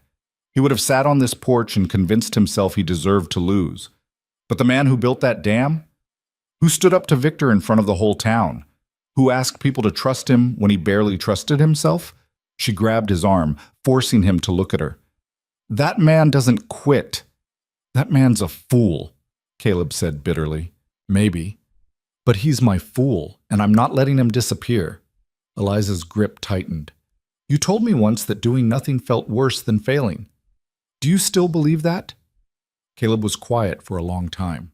When he finally spoke, his voice was barely audible. I don't know what to do, Eliza. I don't know how to fight someone who controls everything. Then we find another way to fight. Eliza stood, pulling him to his feet. Come inside. Eat something, and tomorrow we figure out what Victor doesn't control. Caleb let her lead him inside, let her put food in front of him, let her sit across the table, and refused to look away until he started eating. And slowly, some of the defeat in his eyes began to fade. What if we go public? Eliza said after a while. What do you mean? Victor's power comes from controlling information, from making deals in back rooms where nobody sees. But what if we make this public? Call a town meeting, show everyone the documents, let them see exactly what Victor's trying to do. He'll just spin it, Caleb said. Make himself look like the victim. Maybe. But people aren't stupid. They know who Victor is. And if we lay out the facts, the survey, the water rights, the timing of when he suddenly discovered this 1882 revision, some of them will see through it. Caleb thought about this. Even if they do, it doesn't change the law. No, Eliza admitted. But it changes the story. Right now, Victor's controlling the narrative. He's making you look like a thief. But if we show people what's really happening, if we make him defend his actions in front of the town, we take away his power to operate in the shadows, Caleb finished. Something flickered in his expression, not hope exactly, but the possibility of it. You think it'll work? I think it's better than sitting here waiting for him to destroy us. Caleb nodded slowly. All right, we'll call a meeting, see who shows up. Word spread fast. By the next afternoon, half the county knew there'd be a town meeting at the church hall on Saturday. Ruth helped spread the news, and Ben made sure every rancher within 20 miles heard about it. By the time Saturday arrived, Eliza could feel the tension crackling through town like lightning waiting to strike. The hall was packed. Every seat was filled, people standing along the walls, more crowding the doorway. Caleb stood at the front, Eliza beside him, facing a sea of faces. Some friendly, some curious, some openly hostile. Victor sat in the front row, flanked by his men, his expression calm and confident. The mayor, a thin man named Morris, who everyone knew was in Victor's pocket, called the meeting to order. Hayes requested this gathering, he said, so I suppose we'll hear what he has to say. Caleb stepped forward. For a moment he just stood there, and Eliza could see him gathering his courage. Then he spoke. Most of you know about the dam I built, he said. You know I opened it to anyone who needed water. And you probably heard that Victor claims I'm breaking the law. He paused. What you might not know is why. He laid out the timeline, the original survey Ross had found, the showdown at the dam, the trust they'd tried to establish. Then he pulled out Victor's documents. 3 days ago, Victor produced a revision to the water rights survey, a revision from 1882 that supposedly gives him ownership of the water in my basin. Caleb held up the papers. Convenient timing, wouldn't you say? Murmurs rippled through the crowd. That revision is a matter of public record, Victor said smoothly, standing. It's not my fault Hayes didn't do his research before building his dam. Funny thing about that revision, Caleb said. I had Ross look into when it was filed. Turns out it was filed on March 15th, 1882. You know what else happened in March 1882? He waited, letting the silence build. Victor Hale bought his first parcel of land in this county from the territorial governor's office. The same office that filed this revision. Caleb let that sink in. So either it's an amazing coincidence or Victor's been sitting on this document for 5 years, waiting for the right moment to use it. The murmurs grew louder. Victor's smile slipped slightly. That doesn't prove anything, Victor said. No, Caleb agreed. But it raises questions. Like why you didn't mention this revision when Ross first showed his survey. Why you waited until after I'd built the dam, after I'd opened it to the community, after I'd started setting up a trust. Why you waited until I'd invested everything I had and then suddenly produced a document that makes all of it illegal. Because I didn't know about it until recently, Victor said, his voice hardening. You're a land baron who's bought half this county, and you didn't know about a water rights revision filed 5 years ago? Caleb shook his head. I don't believe that, and I don't think anyone else here does either. People were looking at Victor now, really looking, and Eliza could see doubt creeping into their expressions. Victor stood, his face flushed. This is ridiculous. I came here tonight as a courtesy, to try to work this out peacefully. But if Hayes wants to make accusations... I'm not making accusations, Caleb interrupted. I'm asking questions. Questions like, if that water legally belongs to you, what are you planning to do with it? Sell it to the highest bidder? Use it to control who succeeds and who fails in this county? I plan to manage it responsibly, Victor said coldly. The way you've managed everything else you own, Ruth spoke up from the crowd. By deciding who gets to buy what at my store? By controlling the bank so you can foreclose on anyone who crosses you. Other voices joined in, people sharing stories, loans called in early, supplies withheld, land sold at auction before owners knew they were in default. The hall erupted into a cacophony of anger and frustration, years of resentment boiling over. Victor's face went from red to white. This meeting is over, he said, pushing toward the door. But Caleb's voice cut through the noise. Running away won't change the truth, Victor. You've been controlling this town through fear for too long. But people are starting to see through it. Victor turned at the door, his eyes blazing. You want the truth, Hayes? Fine. That dam is built on my water rights. Either you pay me rent for every gallon you use, or I file an injunction on Monday and have the sheriff tear it down. Your choice. He stormed out, his men scrambling to follow. The hall fell silent. Then Ben stood up. I say we fight him, Ben said. How? Someone called out. He's got the law on his side. Maybe, Ben said, but he doesn't have us. And last I checked, there's more of us than there are of him. Slowly, other people stood. Ruth, Jack, the farmers and ranchers who'd used Caleb's water, who'd watched him stand up when everyone else stayed quiet. What do you need? Ruth asked Caleb. Caleb looked around the room, at faces that had been strangers a month ago, now standing with him against a common enemy. I need time, he said. Time for Ross to find a legal challenge. Time to figure out if there's a way to fight this that doesn't end with all of us losing. Then we'll buy you time, Jack said, whatever it takes. The meeting dissolved into planning, people volunteering to research old records, others offering to stand watch at the dam in case Victor tried something. By the time everyone left, Caleb had a plan that was half hope and half desperation, but it was more than he'd had before. Walking back to the ranch, Eliza slipped her hand into Caleb's. He squeezed it tight. Thank you, he said quietly. For what? For not letting me quit. Eliza stopped walking, turning to face him. I told you once that I stayed because I was building something. I meant it. And I'm not about to let Victor Hale take that away from us. Caleb pulled her close, resting his forehead against hers. I don't know how this ends, Eliza. Neither do I, she admitted. But we'll face it together. They stood there in the darkness, holding each other against the uncertainty of everything to come. And for that moment at least, it was enough. Sunday morning arrived with heavy clouds building on the western horizon. Caleb stood on the porch watching them, coffee growing cold in his hand. Victor's deadline was tomorrow. 24 hours to decide whether to surrender everything or watch it get torn down. Eliza joined him, wrapping a shawl around her shoulders against the cool wind that had started blowing in. Storm coming, she said. Big one by the looks of it. Caleb set his cup on the railing. Might be the last rain we see for months. They both understood what that meant. If the basin filled again before Victor seized control, it would carry them through the dry season. If it didn't, they'd be at his mercy regardless of what the law said. Ross is still looking for a challenge to file, Eliza said. He sent word last night. There might be a precedent from New Mexico territory that could help. Might, Caleb repeated. That's a thin word to hang everything on. It's what we have. Caleb turned to look at her, really look at her, taking in the determination in her eyes and the set of her jaw. You know what I keep thinking about? What? That day I found you on the platform. You had every reason to give up. More reason than I did, probably. But you didn't. You took the hardest choice available and made it work. He reached for her hand. I don't know if I ever thanked you for that. For what? Being desperate? For showing me what it looks like to keep fighting when you've got nothing left. Caleb squeezed her hand. I'd forgotten. After my wife died, I stopped. But you didn't. And watching you refuse to quit made me remember how. Eliza felt something catch in her throat. We saved each other, remember? That's what I said.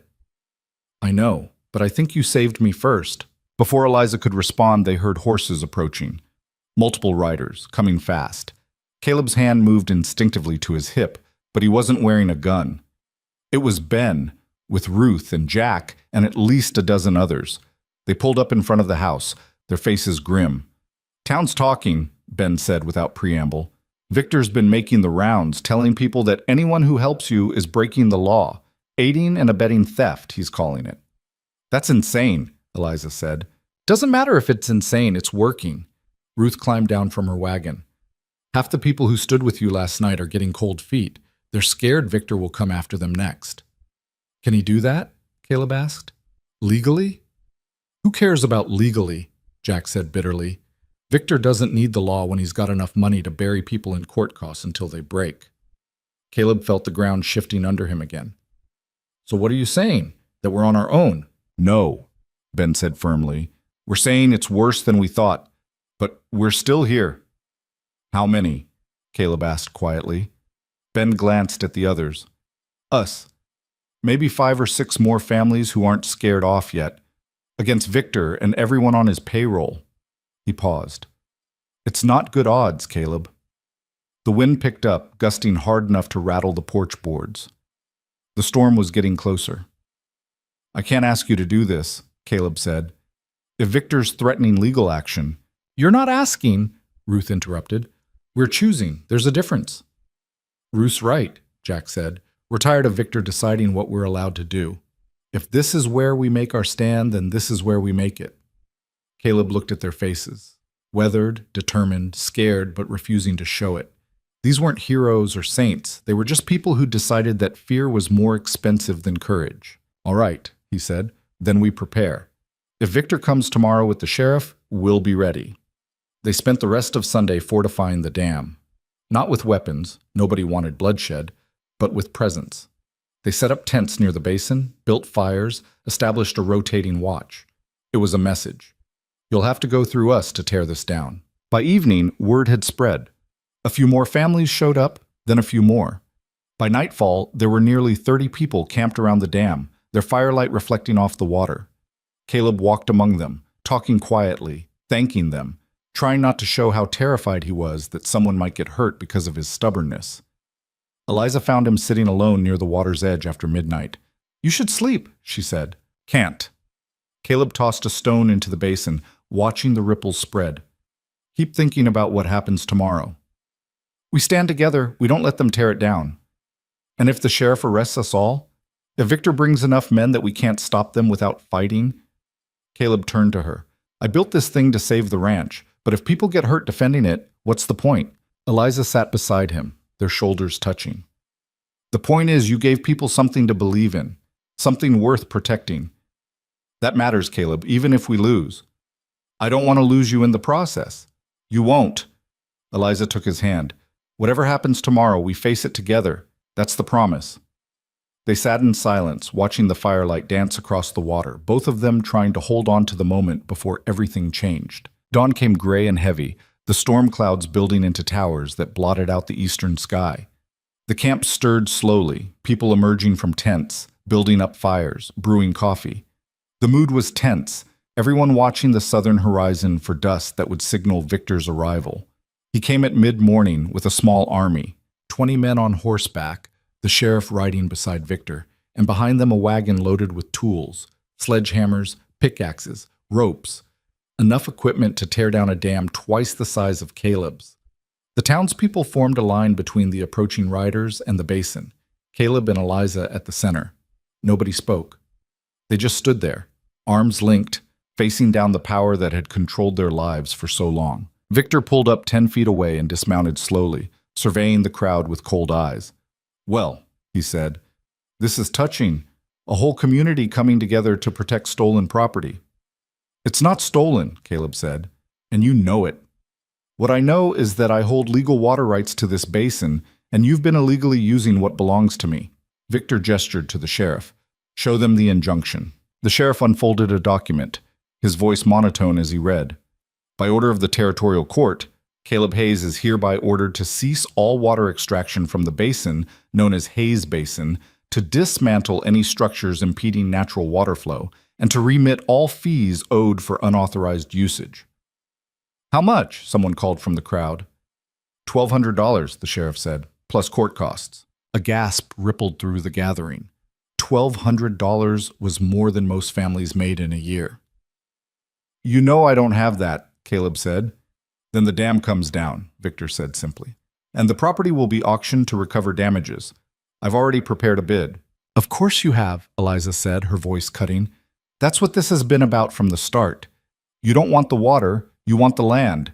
Caleb's ranch sits right in the middle of your holdings, and it's the one piece you couldn't buy or steal, so you created a crisis to take it. Victor's smile was thin. Careful, miss. Slander is actionable. Truth isn't slander. Eliza stepped forward, and Caleb tried to pull her back, but she shook him off. You filed that revision 5 years ago and sat on it, waiting for the right moment. You probably didn't even know about this basin until Caleb built the dam. But once you saw it working, saw how much water it could hold, you realized it was valuable. So you dusted off your old documents and manufactured a legal claim. That's an interesting theory, Victor said. Can you prove any of it? Can you prove you didn't? Eliza challenged. The crowd murmured and Victor's expression darkened. I don't have to prove anything. I have a court order. Sheriff? The sheriff cleared his throat. Everyone needs to clear the area. We're taking down the dam. Anyone who interferes will be arrested for obstruction. Nobody moved. I said clear the area, the sheriff barked. Still nobody moved. Caleb felt his heart hammering, felt Eliza's hand tight in his, felt the weight of responsibility for everyone standing with him. Sheriff, Ben called out, you really going to arrest 30 people for standing on public land? This isn't public land, Victor said. Actually, a new voice said, it is. Everyone turned. Daniel Ross was riding toward them from the east, and he wasn't alone. Behind him came a wagon driven by a woman in a dark dress, severe, professional, carrying herself with the kind of authority that made even Victor pause. Ross dismounted, his face alight with something that looked like vindication. Everyone, this is Judge Patricia Moreland from the Territorial Circuit Court. She's been reviewing the case. Victor's face went pale. What is this?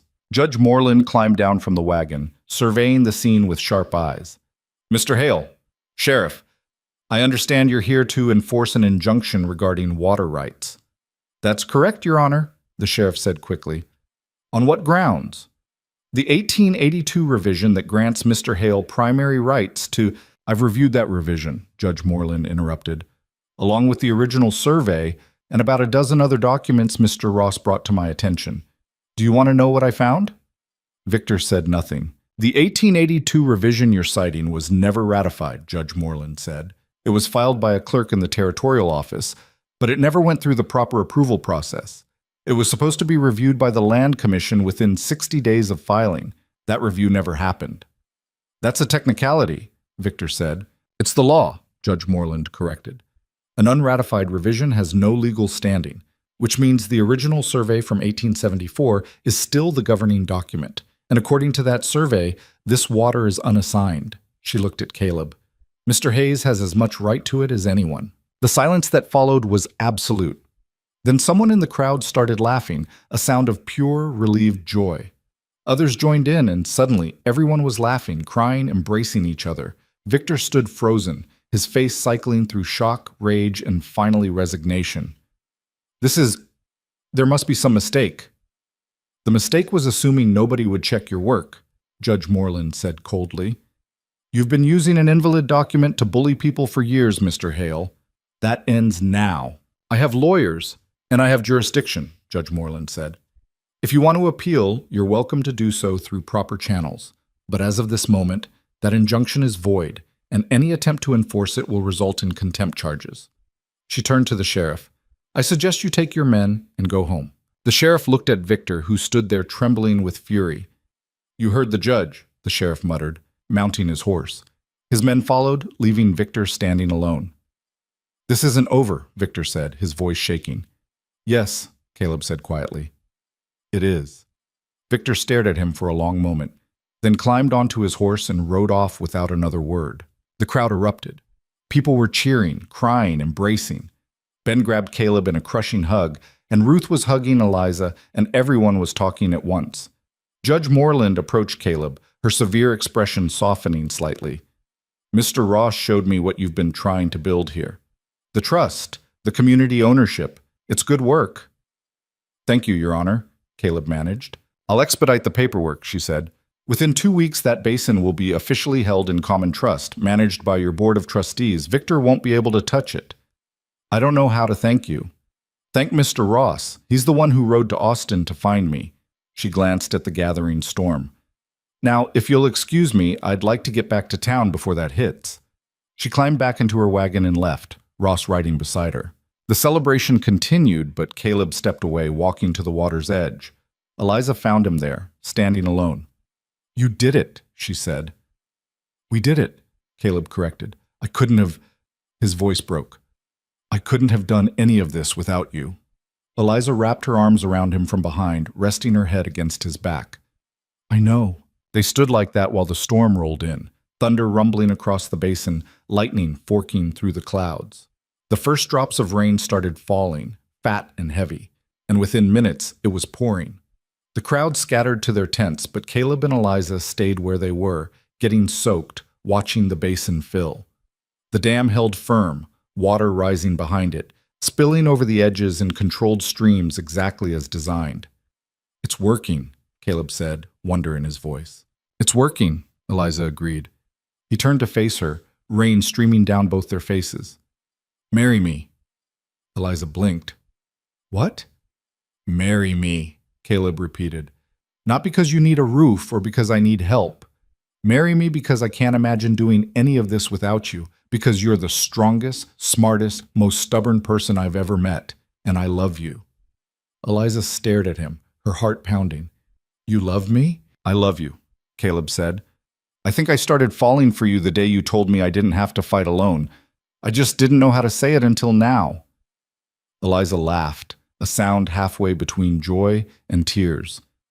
You could have picked a less dramatic moment. Could have, Caleb agreed. But this felt right. Standing here with you, watching everything we built together working exactly like it's supposed to. He took her hands. So what do you say? Eliza looked at him. This man who'd been broken and had chosen to heal, who'd been afraid and had chosen to fight, who'd been alone and had chosen to let her in. She thought about the woman she'd been on that train platform, how lost and desperate she'd felt. She thought about the woman she was now, standing in the rain beside the man she loved, surrounded by a community they'd helped build. Yes, she said. Yes, I'll marry you. Caleb pulled her close and kissed her, and somewhere in the background someone started cheering. They broke apart to find half the camp watching, grinning like fools. "About damn time!" Ben shouted. The rain poured harder, and Caleb and Eliza stood there laughing, holding each other while thunder rolled across the basin and the future spread out before them like the land itself, vast, challenging, and full of promise. The storm lasted 3 days. By the time it cleared, the basin was filled to capacity, water stretching across the depression like a small lake. The surrounding land drank deep, and within a week the first green shoots started appearing in places that had been brown for months. True to her word, Judge Moreland expedited the trust paperwork. 2 weeks after the showdown, Caleb signed the basin over to the Hayes Basin Water Trust, with 12 trustees representing ranchers, townspeople, and local businesses. The first meeting was held in the church hall, and they established rules for usage, maintenance, and expansion. Victor Hale didn't attend. In fact, Victor seemed to disappear from public life altogether. Rumors circulated that he was selling off properties, consolidating what he could before more of his legal manipulations came to light. Some said he was leaving the territory entirely. Nobody knew for sure, and nobody cared enough to find out. Caleb's ranch began to transform. With reliable water, his cattle thrived. He replanted fields that had gone fallow, repaired fences, fixed the barn roof. Eliza turned the house into a home. Curtains in the windows, flowers in the yard, bread baking every morning. They were married in early October, in the same church hall where Caleb had stood up to Victor. The whole town showed up. Ruth provided the cake, Ben gave Eliza away since she had no family, and Jack played fiddle while people danced under lanterns strung between the rafters. Standing at the altar, looking at Eliza in a simple dress she'd sewn herself, Caleb felt something he hadn't felt in years. Not just happiness, but contentment. The kind that came from knowing you'd built something real with someone who understood the cost. As winter approached, the community around the basin continued to grow. More families moved to the area, drawn by the promise of reliable water. A second dam was proposed for the following spring, with Caleb consulting on the design. The trust became a model for other drought-stricken counties, and Ross brought engineers from Austin to study what they'd built. But for Caleb and Eliza, the real transformation was quieter, more personal. It was in the way they moved through the house together, the easy rhythm they'd developed. It was in the conversations over dinner, planning for the future instead of just surviving the present. It was in the way Caleb would reach for her hand without thinking, and the way Eliza would smile at him across a crowded room, and both of them would remember where they'd started and how far they'd come. One evening in late November, they sat on the porch watching the sun set over the basin.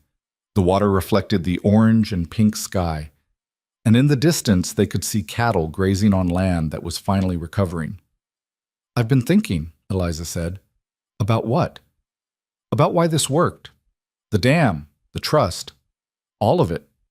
She leaned against him. "I think it's because we stopped trying to do it alone. We asked for help, we let people in, we built something bigger than just us." Caleb nodded slowly. "I spent 2 years thinking strength meant not needing anyone. Turns out it's the opposite. Strength is admitting you can't do it alone and trusting others to stand with you. And being willing to stand with them when they need it," Eliza added. "It goes both ways." They sat in comfortable silence, watching the light fade. Then Caleb said, "I never thanked the man who didn't show up." Eliza turned to look at him. "What?" "The man who was supposed to marry you. If he'd been at that station, if he'd followed through on his promise, you never would have needed my help. And I never would have found you." Caleb squeezed her hand. "So in a strange way, his cowardice gave me everything." Eliza smiled. "I used to be angry at him, angry at how disposable he made me feel, but now?" She shook her head. "Now I'm grateful, because he was right to walk away. We wouldn't have worked. He wanted someone to fit into his life, and I needed someone to build a life with. That's you." "That's us," Caleb corrected. They watched the last light disappear, the stars emerging one by one. Somewhere in the distance, they heard voices. Neighbors working late, children playing, the sounds of a community that had learned to rely on each other. "You know what I realized?" Eliza said. "People think survival is about being tough enough to stand alone. But that's not survival. That's just slow dying. Real survival is knowing when to reach out, when to accept help, when to build something together that none of you could build alone." Caleb thought about that, about how close he'd come to dying slowly in this house, cut off from everyone, convinced that isolation was the only way to protect what little he had left. "You saved my life," he said quietly. "We saved each other," Eliza said for what felt like the 100th time. "That's the point. Neither of us could have done this alone. But together?" She gestured at the land around them, at the water reflecting starlight, at the life they'd built. "Together, we did the impossible." Winter came gentle that year, the rains continuing in measured doses that kept the basin full and the land soft. Caleb and Eliza worked through the cold months, making plans for spring planting, helping other ranchers prepare for calving season, attending trust meetings where they argued about maintenance schedules and expansion plans. It wasn't perfect. There were disagreements about water allocation, fights about who got access during dry spells, tension when new families moved in and wanted immediate inclusion.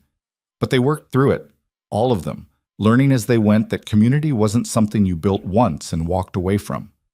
It was something you tended, like crops or cattle, with patience and attention and the willingness to compromise. By the time spring arrived, Eliza was pregnant. They didn't tell anyone at first, holding the secret close like something too precious to share. But eventually her body betrayed them, and Ruth figured it out when Eliza couldn't stomach coffee anymore. "You're going to be a father," Ruth said to Caleb, grinning wide. Caleb stood there stunned, watching Eliza across the store, and something bloomed in his chest. Joy mixed with terror, mixed with a fierce, protective love that took his breath away. That night, lying in bed with Eliza curled against him, Caleb said, "I'm scared." "Of what?" "Of being a father. Of messing it up. Of losing you the way I lost." He couldn't finish. Eliza took his hand and placed it on her belly, still flat but holding their future. "You're not going to lose me, and you're not going to mess this up. You know how I know?" "How?" "Because you're already a better man than the one I met on that platform. You've learned how to let people in, how to ask for help, how to build instead of just survive." She kissed him softly. "That's what our child needs, not perfection, just someone willing to try." Caleb held her close, feeling the weight of responsibility and the lightness of hope tangling together. "I'm going to try so hard." "I know," Eliza said. "We both will." The baby came in early December, a girl they named Sarah after Caleb's mother. She was small and loud and perfect, and when the doctor placed her in Caleb's arms for the first time, he wept like he hadn't wept since his first wife died. But these were different tears, not grief, but overwhelming gratitude for the second chance he'd been given, for the family he'd thought he'd never have again. Eliza watched him holding their daughter, and she thought about the journey that had brought them here. The train platform where she'd waited for a man who never came, the ranch where she'd found work and then purpose, the dam they'd built together against impossible odds, the community that had risen around them. All of it had been necessary. Every moment of despair, every act of courage, every decision to keep going when giving up would have been easier. It had all led to this, a house full of light and life, a man who'd learned to love again, a woman who'd discovered her own strength, and a child who would grow up surrounded by the community her parents had helped build. As winter deepened and Sarah grew, Caleb and Eliza settled into the rhythm of new parenthood. Sleepless nights and small miracles, exhaustion and joy in equal measure. The ranch continued to thrive, the basin held steady, and the trust expanded to include 3 more dams across the county. Victor Hale left Texas entirely, moving to California according to reports. Nobody missed him. The bank that had been under his control was bought by a consortium of local ranchers, and suddenly loans became available to people who'd been shut out for years. The town began to grow, new businesses opening, new families arriving, drawn by the promise of water and community. One evening in late spring, when Sarah was 6 months old, the whole town gathered at the basin for a celebration. They'd built a proper spillway, reinforced the dam with concrete, and planted trees along the shoreline. It looked permanent now, like it had always been there, like the land had simply decided to hold water in that particular spot. Caleb stood with Eliza, Sarah asleep in her arms, and watched people swimming and fishing and laughing. Children splashed in the shallows while their parents talked in groups, planning future projects, sharing stories, being the kind of community that Victor had tried so hard to prevent. "You did this," Eliza said quietly. "We did this," Caleb corrected automatically. "No," Eliza said, looking at him. Yes, we did. But you started it. You could have walked away from me on that platform. You could have given up when Victor threatened you. You could have torn down the dam when things got hard. But you didn't. You chose to fight, even when you were scared. That's what made all of this possible. Caleb looked out at the water, at the people, at the life that had bloomed where there'd been only dust and despair. I think about that day a lot, he said. The day I found you waiting. I told myself I was doing you a favor, giving you a way out. But the truth is, I was looking for a reason to care again. I just didn't know it until you said yes. I said yes because I didn't have a choice, Eliza admitted. But I stayed because I found something worth choosing. You gave me that. Sarah stirred in her sleep, making a small sound, and they both looked down at her, this perfect, impossible thing they'd created together. What do you think we should tell her, Tia? Caleb asked. When she's old enough to understand? The truth, Eliza said, that she was born from two people who refused to give up, that her father built something from nothing because he believed it was possible, that her mother learned strength doesn't mean standing alone, it means knowing when to reach out. And that community isn't given, Caleb added. It's built, one act of courage at a time. They stood together as the sun set, painting the basin gold and orange, and around them the community they'd helped create continued to grow and thrive, imperfect, messy, real, and resilient. Years later, when Sarah was old enough to ask questions, Caleb would walk her to the dam and tell her the story. He'd tell her about the drought that nearly killed them, about the woman who appeared when everything seemed lost, about the choice to build instead of surrender. He'd tell her about standing up to men who thought power meant control, and discovering that real power came from people standing together. And he'd tell her the most important thing he'd learned, that life doesn't give you what you deserve. It gives you what you refuse to stop fighting for. The dam, the ranch, the community, the love. None of it had been earned through virtue or goodness. It had been claimed through stubbornness, through the willingness to keep trying when failure seemed certain, through the courage to ask for help and the grace to accept it. But on that spring evening, with Sarah sleeping in Eliza's arms and the water reflecting the last light of day, Caleb didn't think about the future or the past. He thought about the present, about the moment he was living right now, surrounded by people who'd chosen to stand with him, beside the woman who'd saved him by letting him save her, holding the child who represented every impossible thing he'd dared to hope for. The storm clouds that had threatened all day finally broke, sending people running for cover, laughing and shrieking. But Caleb and Eliza stayed where they were, rain falling on them like a benediction, and they watched the basin fill even higher, overflowing its banks in a controlled flood that would feed the land for months to come. This was what winning looked like. Not perfection or easy triumph, but the hard-earned peace of knowing you'd fought for something that mattered and refused to let it die. The scars were still there, in Caleb's hands, in Eliza's memories, in the stories they'd carry forever. But scars meant survival. They meant you'd been through something that tried to break you, and you'd come out the other side still standing. The rain intensified, and finally they ran for shelter, Caleb holding a blanket over Eliza and Sarah, all three of them soaked and laughing by the time they reached the wagon. Other families were doing the same, everyone muddy and happy, celebrating the water that meant life, the community that meant hope, the future that stretched out before them like the land itself, vast and challenging and absolutely worth fighting for. As they drove home through the storm, Sarah woke and started crying. Eliza soothed her while Caleb guided the horse through the mud, and in that moment, messy, imperfect, real, Caleb felt a contentment so deep it was almost painful. This was what he'd been fighting for, not just survival, but life, not just existence, but purpose, not just making it through, but building something that would last beyond him. The ranch appeared through the rain, lights glowing in the windows. Home. Not the house he'd shared with his first wife. That version had died with her. This was something new, built from grief and determination and the stubborn refusal to let the past destroy the future.